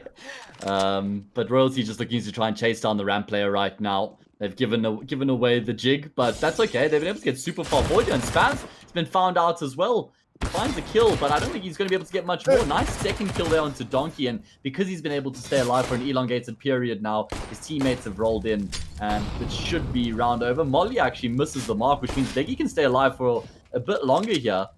But I'm not sure this is going to be changing the course of the round that much. Oh, another nice shot there from God's Not Dead. He doesn't have armor, but still somehow wins that duel with Custom. Now he's pulled out the Desert Eagle, but he can't land the instant headshot required. Lots of damage done though, Reese, considering it's just an eco round. They find 3 kills. Would have loved a bomb plant to couple that with, but they keep WRG's economy in check. I wouldn't even be surprised if we saw Royalty go for the full buy here. Seems like they're going to be just going for the long game here and saving. No, there we go. Late decision. I like this choice a lot. Yeah, it's actually really good for them because, well, CSGO actually needs to really change up this economic. But look at this nade. It could do huge damage, and it does. That's like a 70 damage nade. That's really good to start off this round, and it's going to get a lot of the players within one-shot headshot position for that dry. They just 5 run across dry. And none of them got taken down the cross, but look at how much info WRG have. They've already committed everybody to the rotate. That one just swing straight out the MP9. Oh, this is egregious by Royalty. I'm not at all sure what the idea was here. I mean, first of all, they crossed dry, so WRG can see how many players are crossing, and they're running, which means the player in garage is getting all the information. WRG just heavily committed to the rotate. Which also could be something, by the way, that Royalty could look to try and exploit in the future if they fake outside and then hit the upper bomb site. But yeah, that was questionable at best from Royalty's perspective. Especially starting late, because they did a late buy, so they were off the mark a few seconds behind where they would normally be. I sort of wish they played lobby and some defaults because they had the range advantage. Look to get a pick maybe outside or towards ramp or something to that effect. And then group up and shove like top or then shove ramp, just pick a spot and go for it after the fact. Because of this economic environment, Janji now sneaking up behind GND to close it out means that they're going to get themselves AKs and a Galil as well. And AKs on the CT side is real nasty to push into because of one-shot headshot potential. Yes. And that's a bit of a throw. Like, so... I'm going to make a bit of a complaint because it actually does need to change. This double loss bonus on the first round for losing pistol, I think needs to be done away with because it's the only reason that Royalty can do that buy in that situation is because of that double setup loss bonus. And it sort of hurts you in a way to win the first round, and that doesn't make sense. It's like you're being punished. I hear you. I to some extent. And I agree with you, but then we also need to remember, sometimes how boring it can be to watch, the team who loses the pistol round, they have to just double save in the next 2 rounds, and, it's just, the mere formality, the 2 rounds thereafter. So, it's they've kind of increased the stock in those rounds, I would say. Probably just, overcompensated, but I do think that there's a lot more action to Counter-Strike matches compared to what they used to be, just purely because of these changes. So, I think they could, just, draw it back a little bit, but in general, I'm a fan of the changes and think that they have a positive impact from an entertainment and a spectator viewpoint. But look at Leggy, how this timing is just constantly saving his life. Okay, not anymore. The timing. Wait, what? Chanchi, bro? Okay, there we go. He gets the kill in the end. I was skeptical for a second there. But yeah, so 4-0 up to WRG go. Nice start to their CT side here, Reese. This is going to be giving them some confidence. To just settle into the map, right? Yeah, I think for sure it's good start for them. Just to finish off their point about the economy, I think a 1.5 times sort of loss bonus, so that it's just too much. If it was a little bit less, the result would still be the same, and you'd still be generally seeing 3rd round bars. So I don't know. I just think it's in a bit of a weird position at the moment, and it kind of feels bad for the winning team to. If T's plant and lose the round, they get the exact same economy as the CTs, and that shouldn't be the case. Yeah, I get you. I do. But anyway, back to the CS at hand. WRG is cracking. They've woken up. It was obviously a warm-up time for them. Chanchi's got a 6-0. Spaz is 5-2 as the EGL, which is great. And Royalty are going to opt to run into this firepower outdoors. This time not dry. They have put some water on the slippery slide. So they're not going to get a mean plastic burn as they run into... You could have gone with a million analogies there and you choose that one. Well, it was the one that was on top of my head at the time. And Yixi and Juby get 2 kills. The most PT one as well. So. good on you for that. But Leggy, he finds another kill on Tuckbook, and it's just being picked apart at the seams right now for WRG as they're just losing players across the board. Fortunately for them, their remaining 2 players are towards the same bomb site, so if they were going to stand any chance of getting something done in this round, it would be on this part of the map. Custom finds one, and he's able to get out of dodge, but he just backs up straight into Doobie's AK, who was holding the angle, and that's Royalty now on the board in their T side, and there's enough money for WRG to buy up again, but just a very nice gun round coming out of Royalty, just a default off the books, not doing anything special, just working around outside, getting information, creating space, and then capitalizing on that. Yeah, smoke wall, no dry peeking, much better. They're going to have to continue with these sort of shenanigans, and we've actually seen Tuckbook outside here with the AWP just decimate entire pushes solo, so if he is warmed up, then that will be a bit of a tall order for Royalty to get past, especially without the util, but the smoke setups are in hand, and it does look like this is going to be the plan once again. And I like it because it's outside, at least you've got some space of movement. The other choke points, you know, going through hut and door, it's very tight and narrow, and only one person can move through at a time. You only really do that when you have a definite gun advantage. And Royalties managed to get them at least one player into secret, which is going to be helpful. Chanchi is spotting out down here for any aggression, and on the ramp is Spaz with an AUG. He might be getting some contact quite soon by the looks of things. Yeah, Royalty. Angle because they're selling this lower area. Yeah. And uppers, and now they just get a free push down ramp because he's completely pulled off the angle. Yes. That was a really nice fake there. Chanchi though now still by himself here in the control room right now, looking to stay alive. Maybe wants to do a bit more than that. I don't think it was necessary even remotely for him to take that extra fight. He was the man advantage for his team. Tuckbook though with the Desert Eagle will come through. Oh my god! That second shot on Doobie was absolutely disgusting. Now it's just God's Not Dead left in the clutch. He's holding the angle. He's going to spray down 2 players. He's down 1v1. Spaz knows exactly where he is. And he's going to drop the molly as well. God's Not Dead falls into the open. Oh my god, he does a decent amount of damage onto Spaz. 61 to be precise, bringing him down all the way to 39 health. But Spaz able to maintain his composure to secure the kill. God's Not Dead nearly making the 1v3 a reality. But WRG, they clap back after losing the previous round. And they keep their spirits higher on the CT side. Tuckbook Deeg, man. What was that? What just happened? That was brutal, man. Disgusting. Semi-wall bang. He's like, I've got an AWP, but trust me, boys, the Deeg's gonna do the business. And he shows up, man. That's 2 kills that they really needed, especially after Chanshi's overextension. It's exactly what they needed. They only get 1 player through, so they are going to be economically quite injured. And because of the loss bonus that Royalty has accrued, they managed to do another full buy. So a critical round, actually, for WRG. Royalty on the after this can at least do a deco. So they have the driver's seat from that perspective. Tuckbook does see Doobie through the smoke. He takes a shot. He doesn't manage to connect. He's going to be watching the edge of that smoke as he tries to aggress there. But there's a draw once again. He doesn't manage to take him down twice. Misses. Yeah, that's problematic. And maybe now... he should have used the Deeg. He doesn't have one this time, though. But now... Yeah, I mean, this is tough for WRG because they don't know exactly what Doobie's doing, so they've had to commit a player down to the lower bomb site to just try and cover off the push from him. But Doobie's still hanging around here at the top of the hell stairs. Perhaps can split back outside and split with his teammates into the A bomb site. You can see he's just making sure that WRG don't have full secure information right now.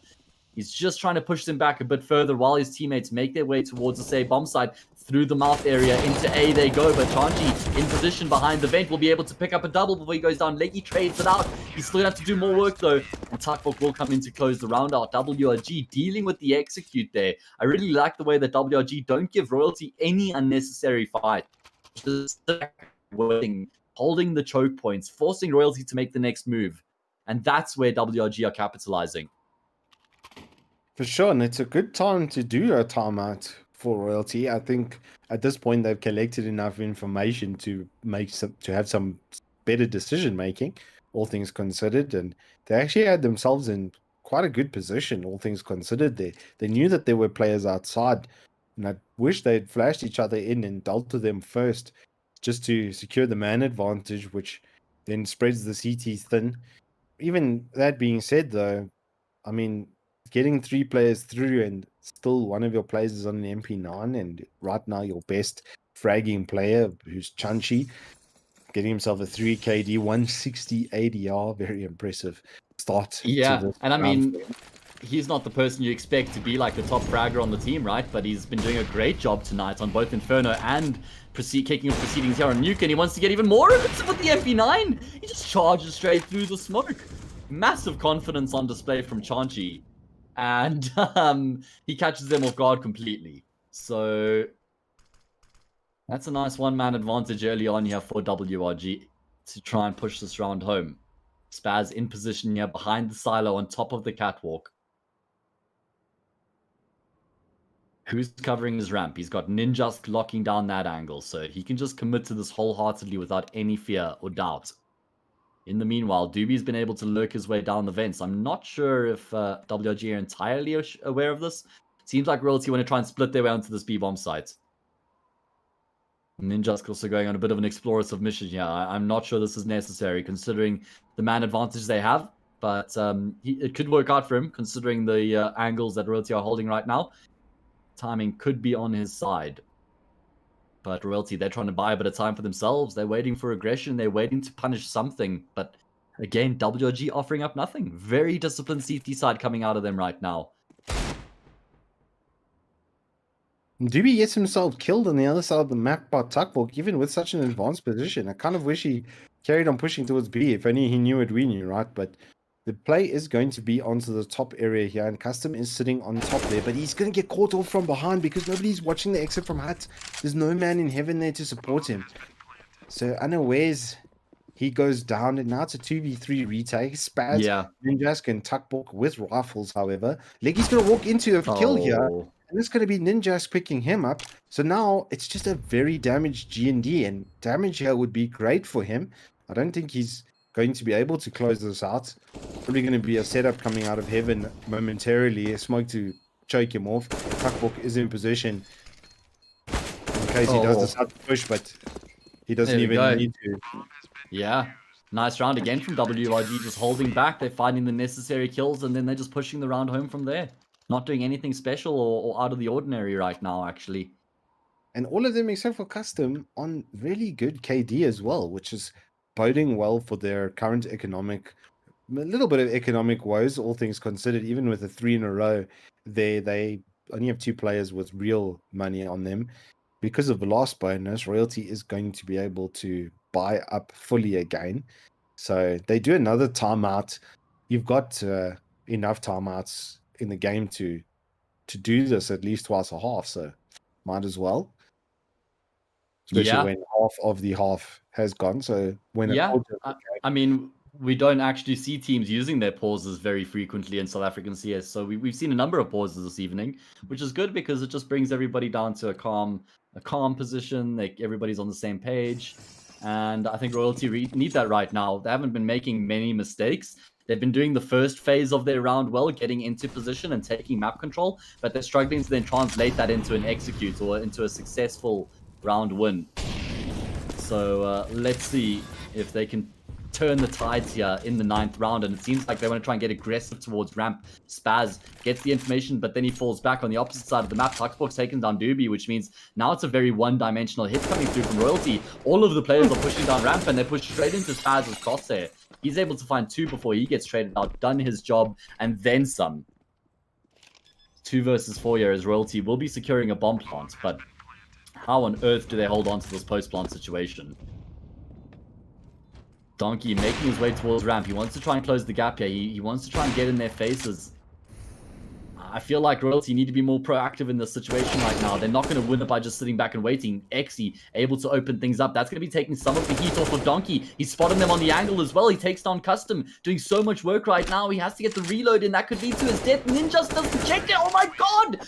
Exy, slow down, bro. Give Donkey a chance to find a frag. Single-handedly pivoting left. pivoting right. He destroys WRG. The 2 versus 4 that WRG had in the palm of their hand goes a-begging.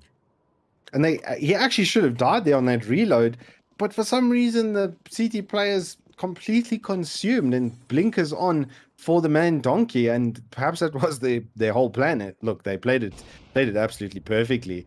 Did Royalty by starting off doing exactly that and creating some pressure. This should be a bit of a formality round for Royalty. The guys in WRG only have Deagles. They can do quite a lot of damage. Yeah. WRG, but Royalty just, I mean, like, look at this, for instance, in lobby, there's 2 men together, so there's always a chance for a trade. And they quite cleanly make it down, not taking any damage, not even overusing their util. I mean, look how util flash they are with a bomb site. So much. Sorry, much Reese, I've been having some audio issues, but I think they're all sorted now. Luckily, it was just an eco round, so it's not like I was missing out on anything too much. But the fact that WRG have to eco just speaks volumes to the amount of damage Royalty were doing in the rounds they were losing, right? Even though they lost a couple, they were down 7-1 at one stage, they were still finding kills. So that means that, you know, as soon as Royalty, they win one round, they force WRG into eco territory. So 7-3. WRG gonna have to double eco, and all of a sudden that 7-1 scoreline is gonna be 7-4, and it just looks way more even than what it did a couple rounds ago. Yeah, and I mean, on the WRG board, there's a cusp book sandwich that's happening as they do the top and the bottom of the scoreboards respectively, and mixing it up in the middle of the remainder of the team, and none of them playing really exceptionally bad, just custom a little bit slow to start. And as I say that, he manages to pick up Doobie, and there's a top push, and he gets one blind. How does that happen? But it doesn't matter because it did, and then there's still another man that comes out of heaven, and now it's just Leggy. Okay, that was a bit disgusting. But just Leggy now, even on an eco, WRG kicking back and saying, guys, don't rest on your laurels, we're still going to make you work for it. Ninjask does have an AK-47, which is going to bode well here, and it doesn't look like Leggy's going to walk into it, but he gets a disgusting shot. He's not just an AWPer, he's a destroyer. Is he going to know Tuckbook is coming up here? Tuckbook almost gave it away. But his D is too strong. How big are Tuckbook's balls? Can we just talk about that for a second? Man doesn't have a care in the world. He comes out of ramp, charges through mouth, and just looks to take the fight. That was insane. What a round win there for WRG. They finally win an eco of their own, Reese. Which does help right now, as when they really needed it. But Matt, before we go any further, I think it's time to roll the dice down the alley of fate. Okay, well, there we go. We can see who's going to be taking home the 250 Rand Steam voucher. I hope you're still in chat, whoever the winner is, because otherwise we're going to have to re-roll. So, Mr. Admin, when you're ready, give us the name. Roll the giveaway. Heartbreak has won. Isn't that the second time Heartbreak has won a giveaway now? I think it is. This is the second time that Heartbreak has won a giveaway. This time he takes home the 250 Rand Steam voucher. My God, what a crazy man. The odds are clearly stacked in his favor. You're going to be making a lot of friends now, Marco. A lot of friends. Tuckbook with the AWP gets the job done once again. All the way back underneath heaven, he waits at hell. And he's able to find the frags necessary. Great job by him. That's just left his team in such a good position in this round as well, because Royalty, they have nothing really to show for it. Yeah, they've taken ramp control, but what can you really do with ramp control if B is firmly in the grasp of the CTs? And you can see Royalty now reconsidering their options, re-exploring the A bomb site. Looks like they're going to do a burst out here by smoking off mouth, which is going to cut off Ninjask for sure, but they've got a lot to worry about on the other side of it. Close the door in their teammate's face and then drop vents, and Spaz is waiting on the angle. G&D does manage to get one, but no, Doobie. Yeah, Doobie needed that. It's just G&D in a 1-on-4. Oh no, and also God's Not Dead gets off the plant, so they're not even going to be getting the residual money they would have found from that bomb plant. Oh my God. That's unfortunate for Royalty, considering the position they could have potentially gotten themselves into, but they were always playing from behind in that round, courtesy of that early double kill from Tuckbook on the AWP. He's having a lights-out map right now, 16-6. And remember, he's not in a traditional position that he's sort of played in throughout his Counter-Strike career right now, AWPing outside. Pretty much always been a rifler throughout his career, and he's doing a very good job. He's showing a lot of maturity in his approach as well, not taking a lot of unnecessary fights. A lot of the times when I watch AWPers outside, they take a whole lot of fights that they shouldn't be. They end up losing their lives unnecessarily, and it just gives so much more space and room to the T side to work with. Whereas Tuckbook, he's playing it very nicely. He's mixing it up. He's being passive when he needs to, falling all the way back. It's really important you stay alive because you keep control of that part of your map for your team. So let's see what Royalty can do now heading into the last 3 rounds of this half. They need a couple more here, Reese. They need a couple more. Yeah, White Rabbit just loving this position at the moment. Even if they give away one more, it's exactly what they want. 11-4, if it goes through on the half, will be perfect for them. They'll be ecstatic with that. And just like you say, a lot of maturity and really good setup, actually, from WRG. It's going to be quite a tough half, regardless, for Royalty to come back. I mean, unless they could win the next 3 rounds in a row and take a 9-6, that'll give them really decent breathing room for the CT side.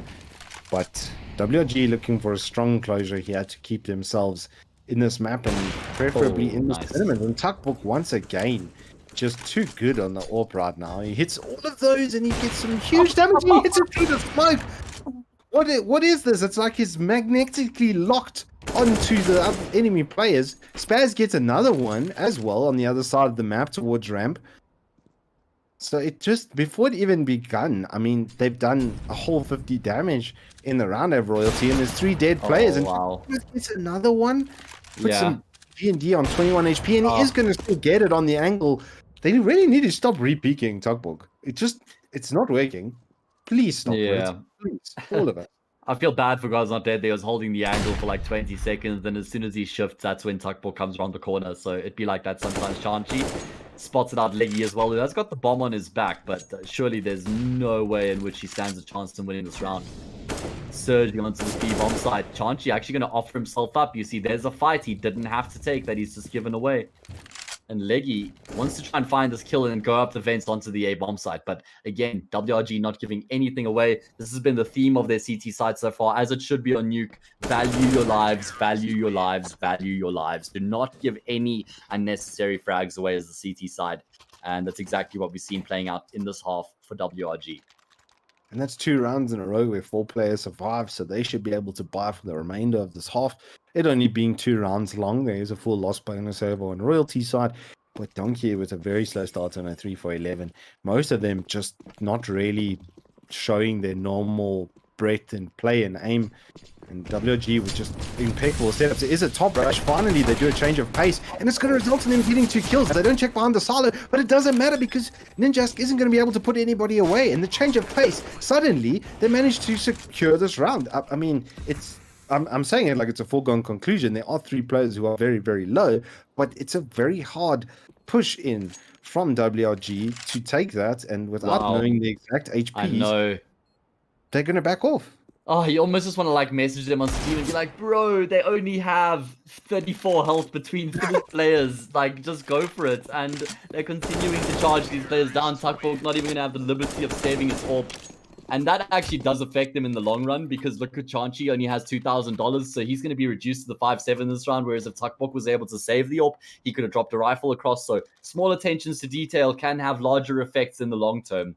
Great round from Royalty, just bursting onto the A-bomb side. The first time we've seen a change of pace from them like that in this half, and it immediately yields them success. Maybe they should have had that approach a bit more. Looking to back themselves and have more confidence, play with a bit more flamboyancy, and not just play fully by the textbook in the game where you're the favorite. Sort of stamp your authority on the game a bit more. Look to combine the textbook with that aggression and that arrogance. But we'll see what happens. Chanchi, he opens things up on Doobie outside, and that's all the information in the world right now. WRG, they know there's no further presence outside, but this is what I'm talking about, Royalty. Use your skills. Use your favorable advantages that you have and play to them. You know that you're the better aimers. You know that you're the more skilled individuals. So you don't have to play fully by the textbook throughout the half. Throw it out the window if it's not working, for all I care. Look, and it's 10-5 for WRG, which is a good position. It's a good half from them.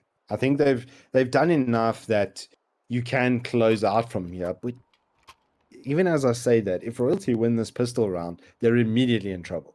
And it's going to be equalized before you can blink. And I think, actually, maybe saving that change of pace right for the end was perhaps the right call, Matt, because it caught them off 2 rounds in a row. And sure, 1 round you do it, cool. They should be done with that. And then they just hit you with it again. It's really good play from them to actually have done that. I think when they did it, it actually didn't matter. The fact that they did do it after punctuating so many rounds without it was the answer. But here comes the push in through ramp, and Dubie and Leggy are going to be the ones to answer. And WRG players are going to get dinked up and taken down, and they're going to immediately turn tail and run towards the A bomb site, hoping for an over rotation, which does seem to be the case. There are now players coming through the heaven area. Ninjas picks up one out of mouth. There is the bomb planter to deal with on the side. Tuckbook is going to get taken out by the players in heaven, and he's going to carry on running around here in circles. But that is going to be the round going the way of Royalty. They do have a kit, but it's irrelevant because there's more than enough time. Yeah, whose POV were you on there in the final stages of the retake? I was watching the guys coming out of heaven, busy doing the chase on from the Ninjas, top. or so you weren't watching from Ninja's skin mouth, right? No. Okay, it was like the funniest thing because he's got the USP, and all of a sudden 3 people pop up on his screen, and he just doesn't even know who to aim at. He's like switching between all of them, and then he dies without even shooting 1 bullet. It's just like spoiled for choice, and he doesn't even take down one of them. It's just like so unfortunate. We've all been in that position. So Royalty kick things off in the second half exactly as they would have liked, picking up the pistol round, putting that first half behind them, and focusing on the task at hand. Going to be a decoy here for WRG. 3 SMGs and 2 rifles for Royalty.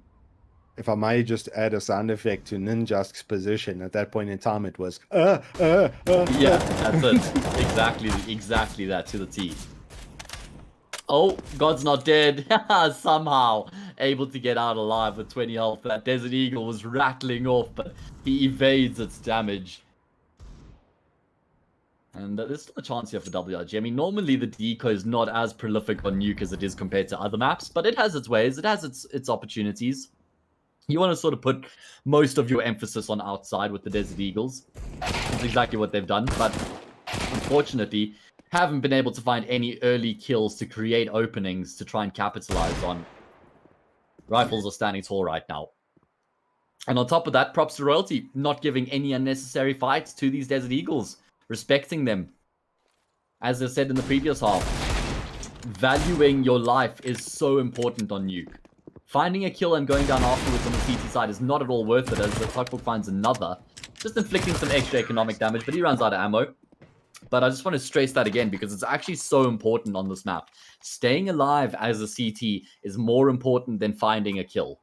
Straight up, you need to maintain choke points and maintain information. As soon as you lose control of the information game on the CT side and around, your tickets. Like if there's a player drops through vents and you're not aware of it, or goes on secret, you're not aware of it, goes around, up hell and into heaven, you're not aware of it. Like the whole round unravels from there. So let's see how it's going to be playing out here in the second half. It's going to be the first full gun round, but it's actually an objectively better buy for WRG right now. They've got 4 rifles, or rather 4 AKs and the Galil, up against the 3 SMGs, an AUG and an M4. So great opportunity for WRG to find a round here on their T side.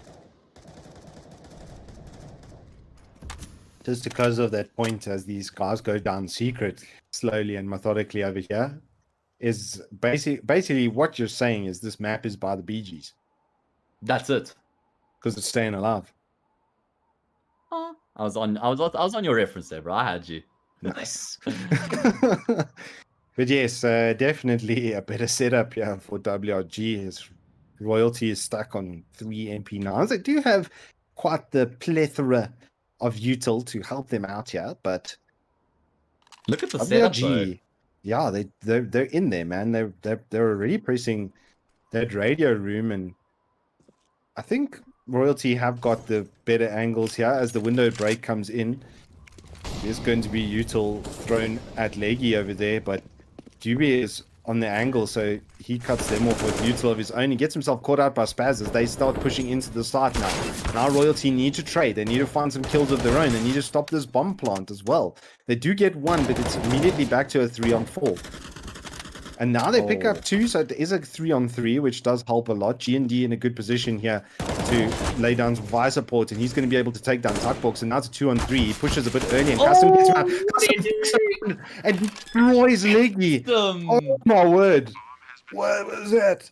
I don't even know what that was. He just like 180 pivots and destroys him. Indeed. Now it's Xe in the 1 versus 2, but fairly low HP on both of these players means this is a doable clutch. He's got a kit, a flash, and a smoke. He has the pieces necessary, and he's going to catch the timing on Custom if he pushes forward. Spaz has the angle. His head is not rearing out just yet. Custom now peeps out. Xe knows exactly where these 2 remaining players are. He's dancing between them, trying to bait Custom into a peek. He does take down Spaz, but there's just no time left here. There's no time for the defuse. Xe loses the clutch. Royal G, WRG. They win the round, that all-important round, because now they've broken the back of Royalty's economy, and this should be a 12-7 scoreline after this round. Yeah, they do break that economy, but theirs is in shambles equally. They have a lot of buying up to do with everybody dying, so it's going to be Mac 10s and Galil's. But I kind of wish Royalty force bought actually around that AK. They do have 2 players with 3k. They could have done it, and it would have been level pegging. They obviously don't have that info, so they've got to assume that it's going to be a full AK round from WRG. Absolutely sick scenes here from Custom to pull that one off for his team.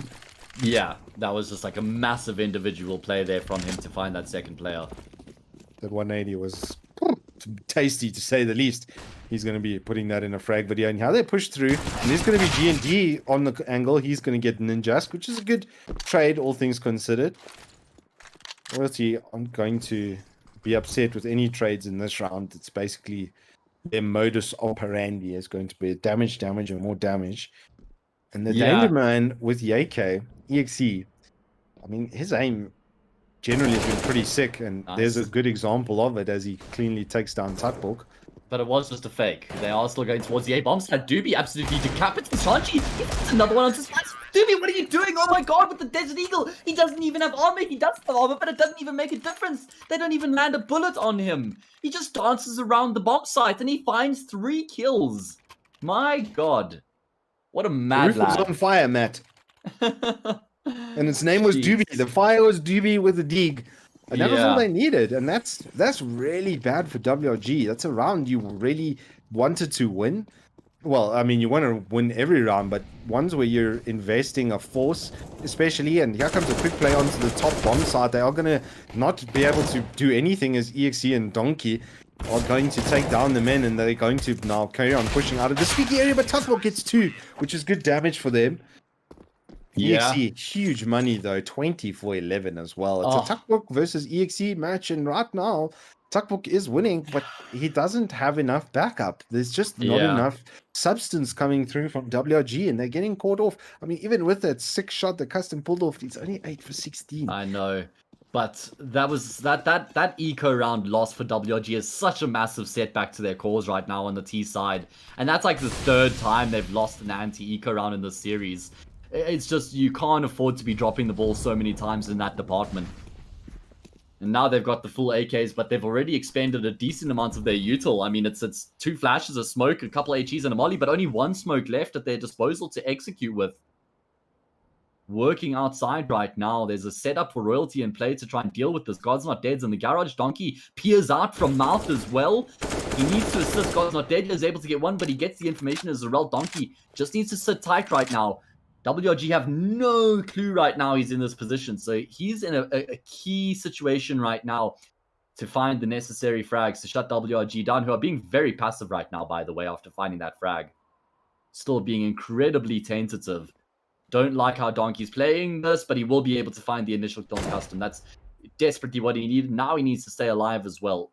He should know there's a second player in the vicinity, although it seems like he's lost tabs of Tuckbook, who's going to be peeking out his left and trades him out. So, just to mention why I said I didn't like it, I don't really like it when players commit themselves to 2 different angles. In that situation, of course, you didn't want to get caught off guard, but rather just play the solid game, the safe game, in my opinion. Anyway, Execute going to be coming through onto the A bomb site momentarily, where Exy finds himself lying in wait. Spaz catches off Doobie on the flank, and that's going to be prompting this Execute as they come through. Spaz does get taken down, Exy. He does snap his leg, but by the skin of his teeth, he's going to be staying alive here. Oh, such a big kill onto Leggy, leaving Exy alone in the clutch. 1 versus 2, takes down the planter, but traded out immediately by Tuckborg, who continues to have a lights out series. 28 and 13 right now. Now, Loyalty, from perhaps feeling quite comfortable, maybe too comfortable, now find themselves on the back foot and are going to have to deco once again. They do have a boatload of money for the next round, and it is only 12-9, but a lot more early round wins from WRG than what we saw from Royalty, which bodes well for them taking this map and pushing it into a third. And they're going to go with the quick ramp play, which is going to just be for possession and info. Actually quite nice. They do gain some more footing. They've got a nice widespread presence at the moment, so they are shoving the Royalty guys back onto the sites and choking them off slowly. They're not doing anything too foolhardy. We've seen what happens when you unleash Royalty Deagles in good positions. And here comes the push now, and EXT's on the angle, and he's going to be able to pick up one. Another one comes out of the hut, but it's going to be Leggy to answer back. And now it's a 2-for-2. 3-on-3. Oh my god. Left. And Doobie. It's just an absolute flurry of action. Doobie gets himself an AK. Oh, wow. Himself a spray down. Yeah. Almost goes badly for WRG, but they managed to hold on to it and clean it up. And now Leggy with 11 HP and a Mac 10. Probably, well, you don't really want to jam a Mac 10, so he's probably just going to look for some damage, right? And a better weapon at this point. Yeah, especially considering they're going to be buying up in the next round. It's not at all necessary for them or for him to take this Mac 10 to the next round. If he could find an extra kill, though, that would be great, but that's not even going to be an option. Oh man, when they were fighting, like they traded 2-for-2 like that, I thought surely it doesn't happen again. Surely there's no way Royalty, or rather WRG, lose another anti-eco round. But it doesn't end up happening. They get across the line. They secure themselves the 13th. And they get themselves into a very comfortable position right now, Reese. If they can win this gun round, they probably win the map. So a lot at stake here right now for Royalty heading into this round. Need to start finding their momentum and their footing on the CT side. They've lost a couple consecutive rounds now. They have to string some together of their own. And this is their map pick. They won Inferno, which was WRG's map pick. But it seems like they're almost throwing the gauntlet down in front of each other in a certain way. Like, we'll win your map pick, you win our map pick, and then we take it over to Dust 2.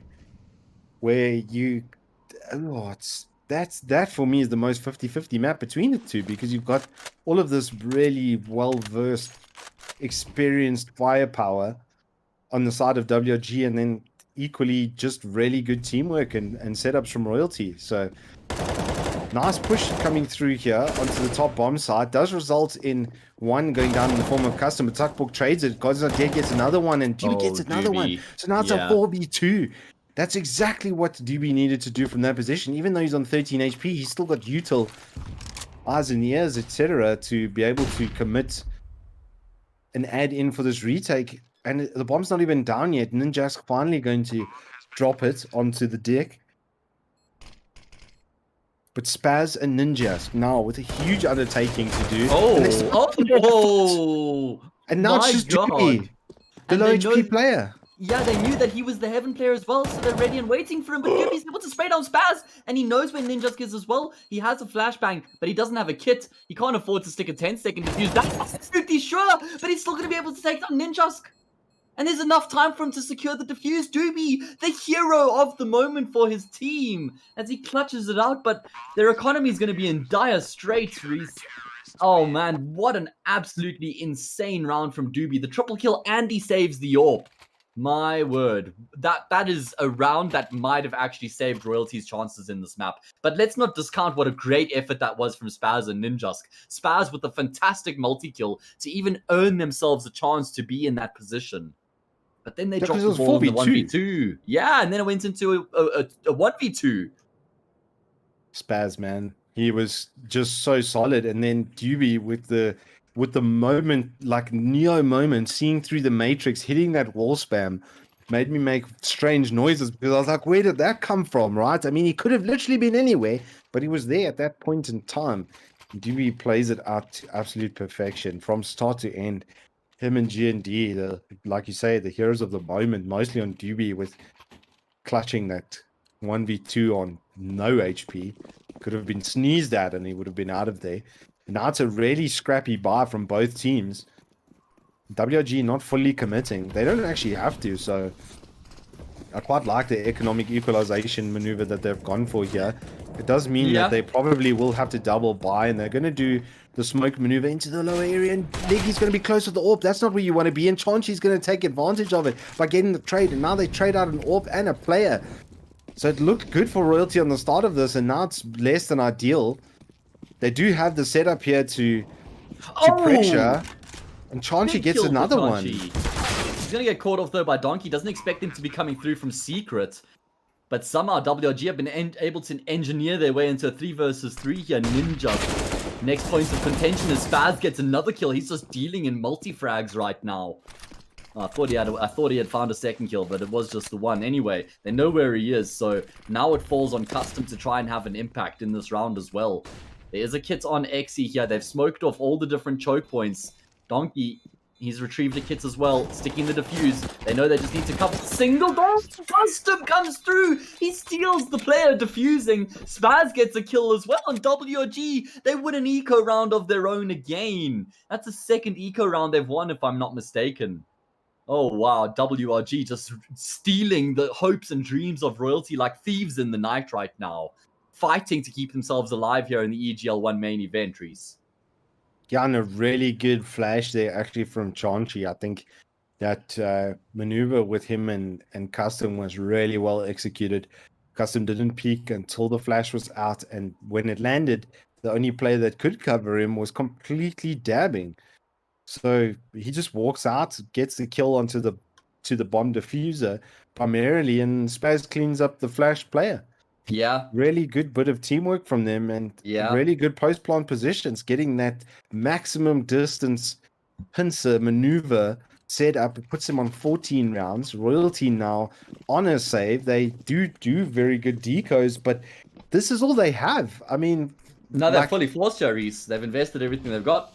Yeah, this is the end of the line for them as far as buys go, and WRG are going to smoke and do the same play again, and it worked out for them before, and it might work out for them here again. But G&D outside could be the spanner in the works, and he's going to slow things down, and he's going to push on the util, but Custom is ready for him.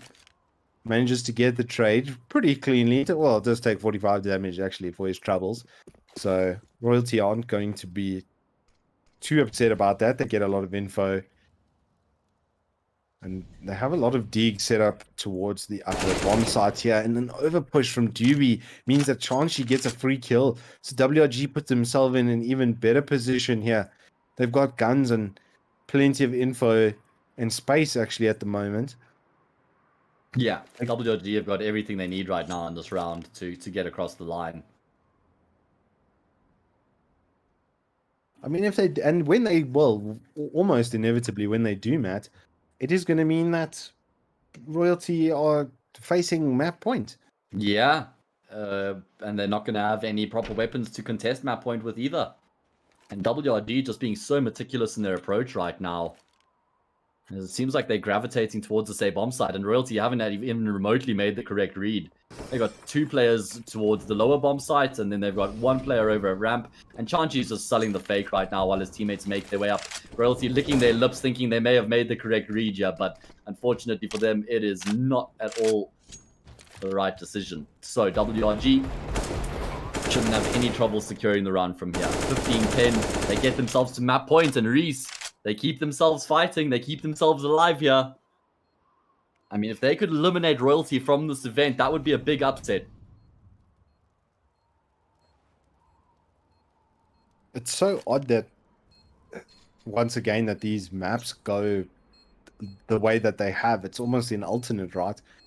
It's exactly like, it's so ironic, actually, is the correct word that I'm looking for, that they win each other's map picks, and in basically the exact same way, with them starting off defensive and playing really well, and then going on to the chase and continuing to play well. And it seems whoever's left to chase is on the back foot. So honestly, with this now map point being faced here by Royalty, if they lose it, they really need to get that defensive setup for the third map, and it's almost a foregone conclusion with them being on a couple of deagles again and a scout.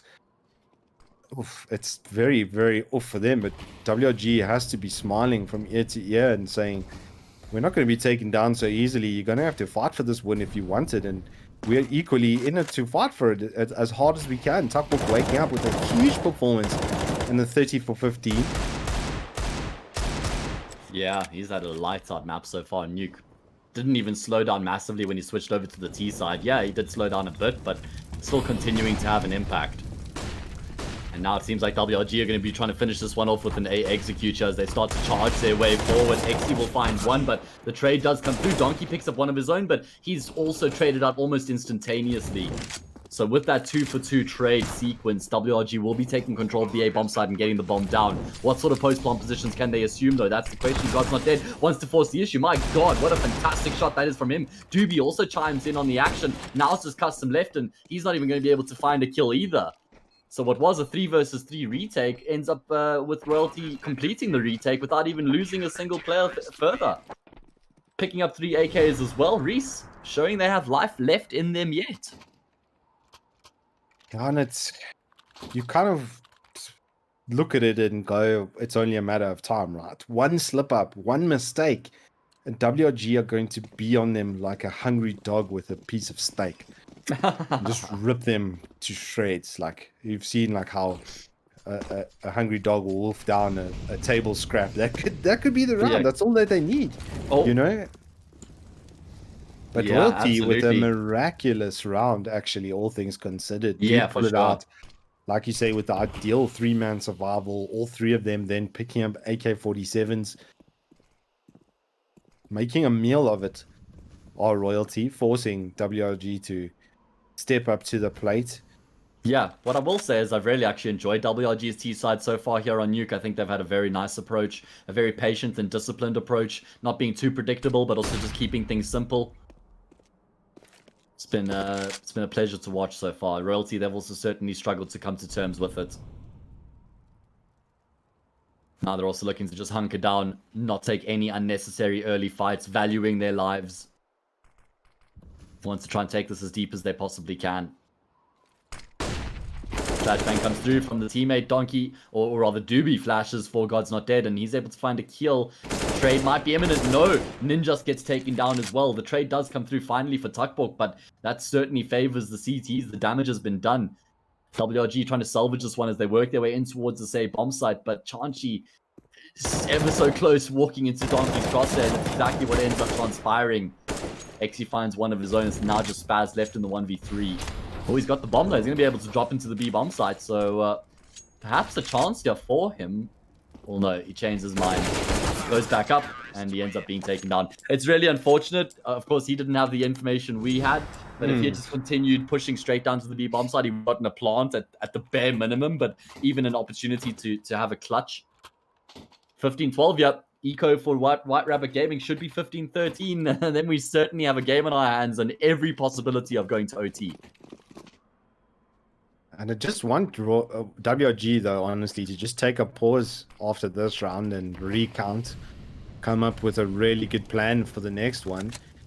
Because, look, it should be around to Royalty, all things considered. Donkey's going to start off with a kill, losing 50 HP is not too bad. Spaz also drops 50. I'm wondering what sort of a round we're going to be seeing out of WRG in the next gun round.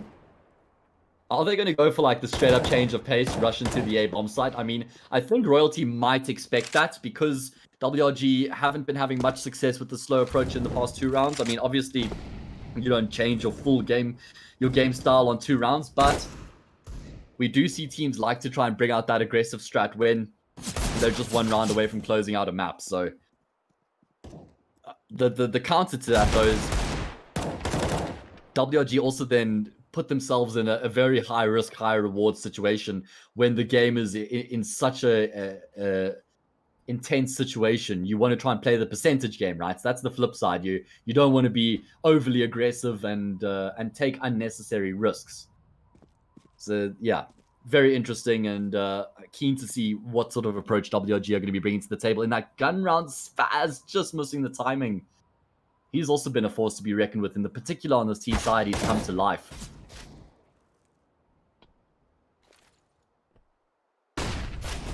Oh man, I'm just having so much fun right now watching Spaz's POV. I mean, and the fun is at his expense as well because everything just keeps on working out against him. The timing, the angles.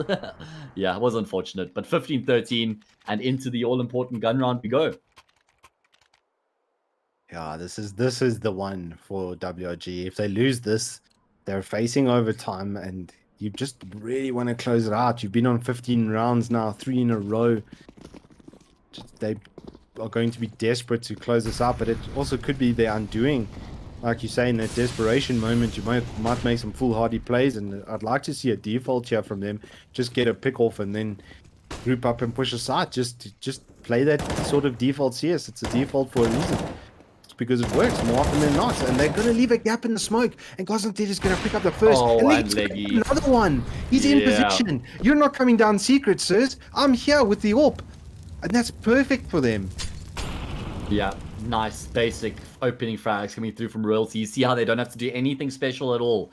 And then look at the response. They've got the 2 picks and now they just turtle in the bomb sites, locking down the choke points, holding the angles. Don't want to give anything away after you've got this advantage. You don't need to. There's no need to get aggressive or take any more fights thereafter, so...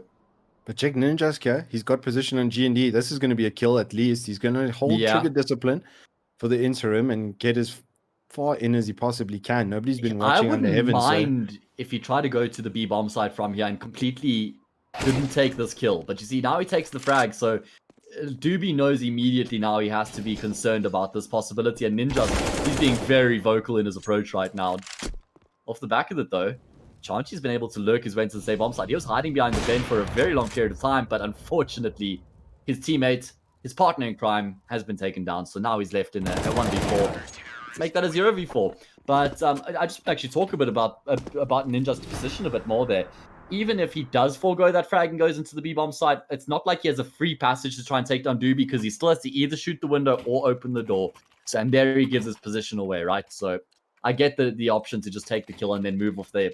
But 15-14, we're in the 30th round right here on Nuke. Are Royalty going to be taking this to overtime? I mean, they're going up against 5 pistols, Reese. They have everything they need right now to get the job done. Or are WRG going to be robbing them in the 11th hour and taking us to a 3rd map?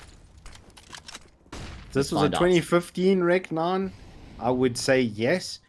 But unfortunately, it's a 2020 meh 9. So I just don't see it converting this round, especially with the patience of Royalty, them not giving anything away, just holding as they need to, being in really good positions. This is a massive comeback from them, and they go for the top shove, and it's going to go horribly wrong. EXE and Donkey. No. And he's backed up a Donkey for the 5th. Oof. I mean, so Reese, there's always this idea in Counter-Strike that the team who forces overtime is the team who has the advantage and the momentum going into overtime. And especially considering that there were 4 map points there for WRG, they had a number of opportunities to secure that map. They dropped the ball in 4 consecutive rounds. Royalty have to have the momentum and the confidence right now. Definitely, and the fact that they're starting on CT, it's just more of the same, boys. Just carry on doing what you were doing. Everything was working out perfectly. We were, like you say, 4 on the trot, 5 on the trot. It's got to be playing a little bit in the back of WRG's minds. And check this position, actually, from Leggy up on the top here. He is going to net himself 1. I thought he might just get taken down there. but he is in the good spot. I love that he hasn't bought head armor, and I wish the rest of his teammates had actually followed suit with that, because there's AKs, you're gonna die to a headshot anyway, so it's somewhat pointless. Unless they pull the block out on you. Yeah, but the AK is more I'm just being a devil's advocate. Don't worry. I had it in the back of my mind. I was like, "Will Matt mention it?" Yes, he does. Yeah. That's good. That's good casting right there, ladies and gents. So calling your co-caster out. Fantastic co-casting. That's it. It's brilliant. It's what you gotta do. Tuckborg finally a kill. Just feels like it's been forever since WRG have been able to even things up. They're going to try and charge her into the A bomb site, but they end up just charging into XE. He's able to pick up 2 quick kills. He makes it a 3rd as well. My God, this man has been a force to be reckoned with throughout the entirety of the series, and he continues to have an impact. Racks up his 33rd frag in that sequence, and Leggy robs him of his 34th, but he won't be too egregious about that or too upset about that. And Royalty, they kick overtime off with a round win to continue to pile the misery and the turmoil on WRG. Reese, was it 15-10 or 15-11 from where Royalty made the comeback? I can't quite remember. Okay, so that's 6 consecutive round wins now for Royalty. They are fully in the swing of things on the CT side. Notice how much more passive they're being, not taking any unnecessary fights, not making any unnecessary pushes. And ever since they've really started to value their lives more, WRG's job has become a lot more difficult. Yeah, and it's the CT setup we're used to seeing from Royalty. It just came out a little bit late. This is honestly how it should have gone from round 3, but WG made a meal of it. Donkey in the mouth does get the first one as they try to push in. Leggy is going to be on the angle with the AWP. He's going to miss the shot close, but he's got support. Doobie, who hits a brilliant... Oh, Doobie! He does it again, and again, and again! Oh my God, Doobie from heaven, just saving his team once again. Reese, let's not forget he won that 1 versus 2, which helped his team reach overtime in the first place. And he does the job again. Oh man, that has to be a heartbreaking round loss for WRG. Yeah, and they finally do the pause, which has helped. I just at the end there, I wanted to say, Doobie shakes as he makes WRG quake, because he did. But that was a sick 3K coming out of heaven. And now WRG, with enough to buy, they'll have the guns and the util to finish this half. But yeah, this is the round. I mean, they lose this round, it's all she writes, and that's going to be 18-15. Yeah, and even though WRG had such a great CT half in that first half, that feels like it was so long ago.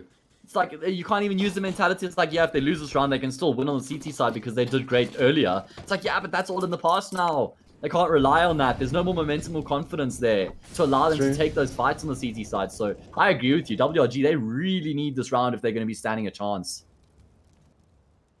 Especially for Parallax Dimensions, hope of studies and hope of passing his exams. Because he says if there's OT number 2, his studies for the day are a big room. So let's see. WRG, we see the change of pace, the full A execute coming through right now. They want to try and take down XE nice and early. They're going to be able to use the charge here. Close, he finds 2. Does get traded out though.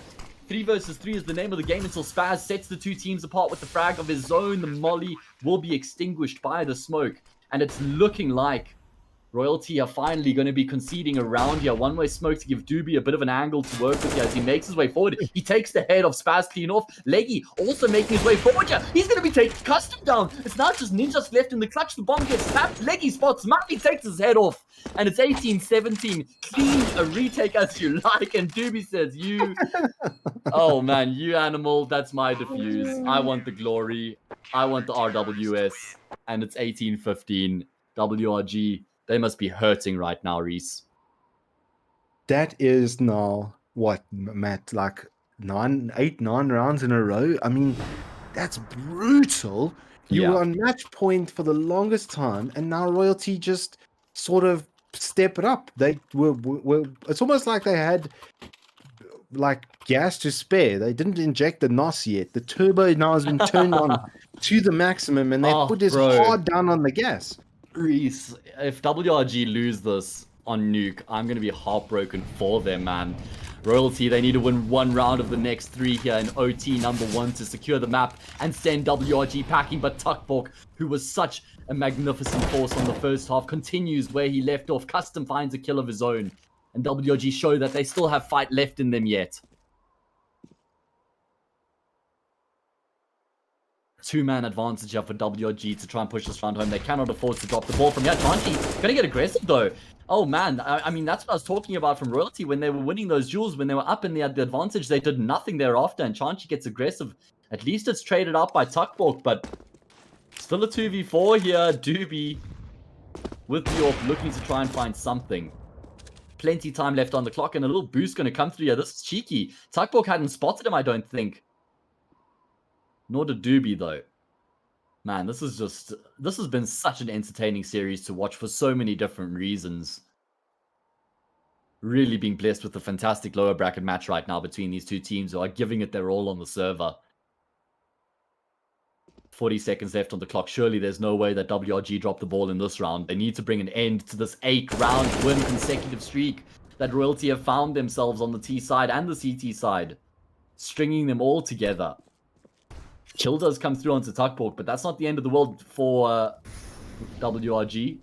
Still a 2v3. Oh my word, the fake has worked.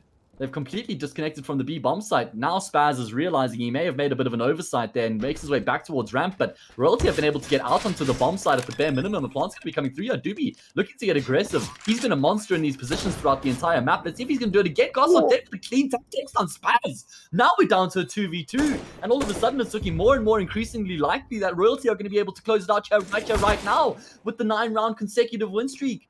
Custom has to have an impact. He opens up the door, drops the flash, but they're just not finding the kills necessary right now. God's not dead, and Doobie, they're cupped up on top of each other right now. There's no space for them to work with, but WRG, they're not finding the kills. Ninjas, he knows there's one player in dark, but where's the second? He's frantically searching. It's the bait and switch. God's not dead takes down one. They need to find Custom who's on the defuse, and God's not dead's going to be able to do it as well.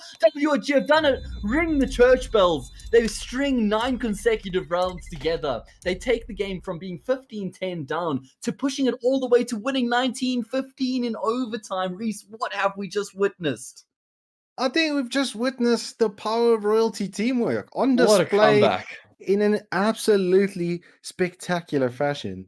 What a comeback indeed, dude. Like, wow. I'm a believer. You know, I've had my doubts a little bit here and there around Royalty. You know, they've been an up-and-coming team, and from your perspective and stuff, and there was you said no doubt they are going to take it 2-0, and when you're in a 15-10, I was like, okay, or 15-11 even. I was like, okay, we're going to see map 3. Royalty, no. How was the thought so, by the way? just no. EXE, Doobie, and G&D just wrecked. I mean, they just, everything. G&D there at the end with the 4K to clutch it out in a 2v4, Matt. Yeah. Sick. Dude, I'm convinced. I'm a fan. Also, I'm a fan. like, commiserations to WRG for losing in that fashion, right? They worked so damn hard to get themselves into that 15-10 position. They won some eco rounds. They had some crazy round wins. Tuckborg popped off. Spaz had amazing rounds. We saw crazy shenanigans from Custom, but it wasn't enough. They got themselves into a position where they could have won the map and pushed it to a third. Dust 2, where we know that they have a game and that they couldn't win that one more round that was needed.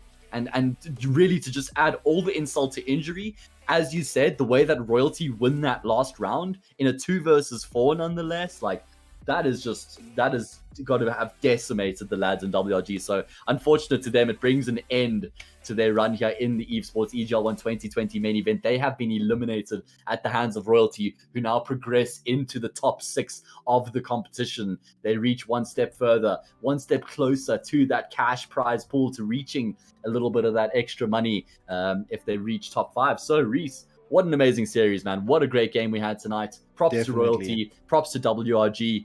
Really keen to see what these teams are going to be doing in the future, and what Royalty are going to be doing in the rest of this competition. How far can they take this? Like I suggested, I think this team is going to be content with nothing less than a top 4 finish. And if they continue playing like those last rounds of CS were so perfectly done, were so perfectly executed, it's almost like there was nothing WRG actually could have done. I got that feeling like there's nothing they could have done differently. Royalty were just better in every single facet, from teamwork to util usage to how they were rotating. Like you said, right there at the end, they sold the top fake super hard, rotated into the lower area, and won a 2v4.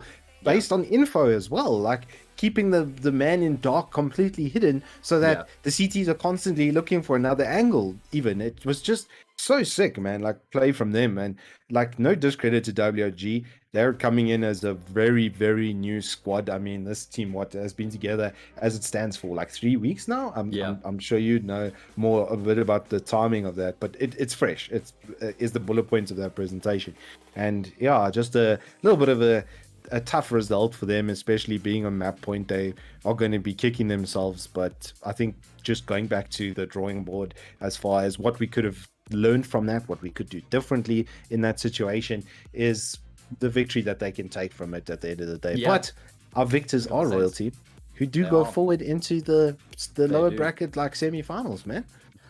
So that's it. That's all we have for this evening. I mean, it was casting our minds all the way back to Inferno, where we saw Royalty run away with the win there, 16-10. They seemed like they were in control for the entirety of that map. Shifting into Nuke, I thought we were going to be having a fairly swift 2-0, but WRG, they came with their firepower on that second map. Tuckbook and Spaz were great throughout the entirety of the map. They got themselves up to that 15-10 position. They were on map point, one round away from taking it to map 3 and fighting it on Dust 2.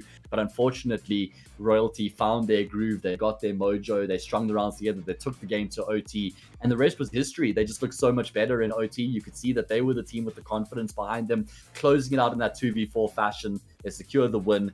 And that's it for tonight, guys. Thank you so much for joining us. We have another match coming up on Thursday between Zion and XD. That's going to be another great lower bracket match. Then next week, we've got upper bracket matches. So Tuesday and Thursday, 7:30 p.m., same time, same place, this channel, guys. Make sure you join us. Reese, what are your final words? Yeah, no, a really exciting CS, a really phenomenal way to win. Big GGs to Royalty to pull that out. Unfortunate for WG is what it is, but as you say, we must push forward, and XD versus Zion is going to be quite interesting. I think all things considered, Critical 5 now Zion, as they've moved across orgs, is looking pretty strong in their own right, especially in that team format. They do have a Vaynant, which is never going to hurt. He's been absolutely spectacular. So I think it's just going to be more good CS next week, and Royalty are going to be breathing the bigger sigh of relief.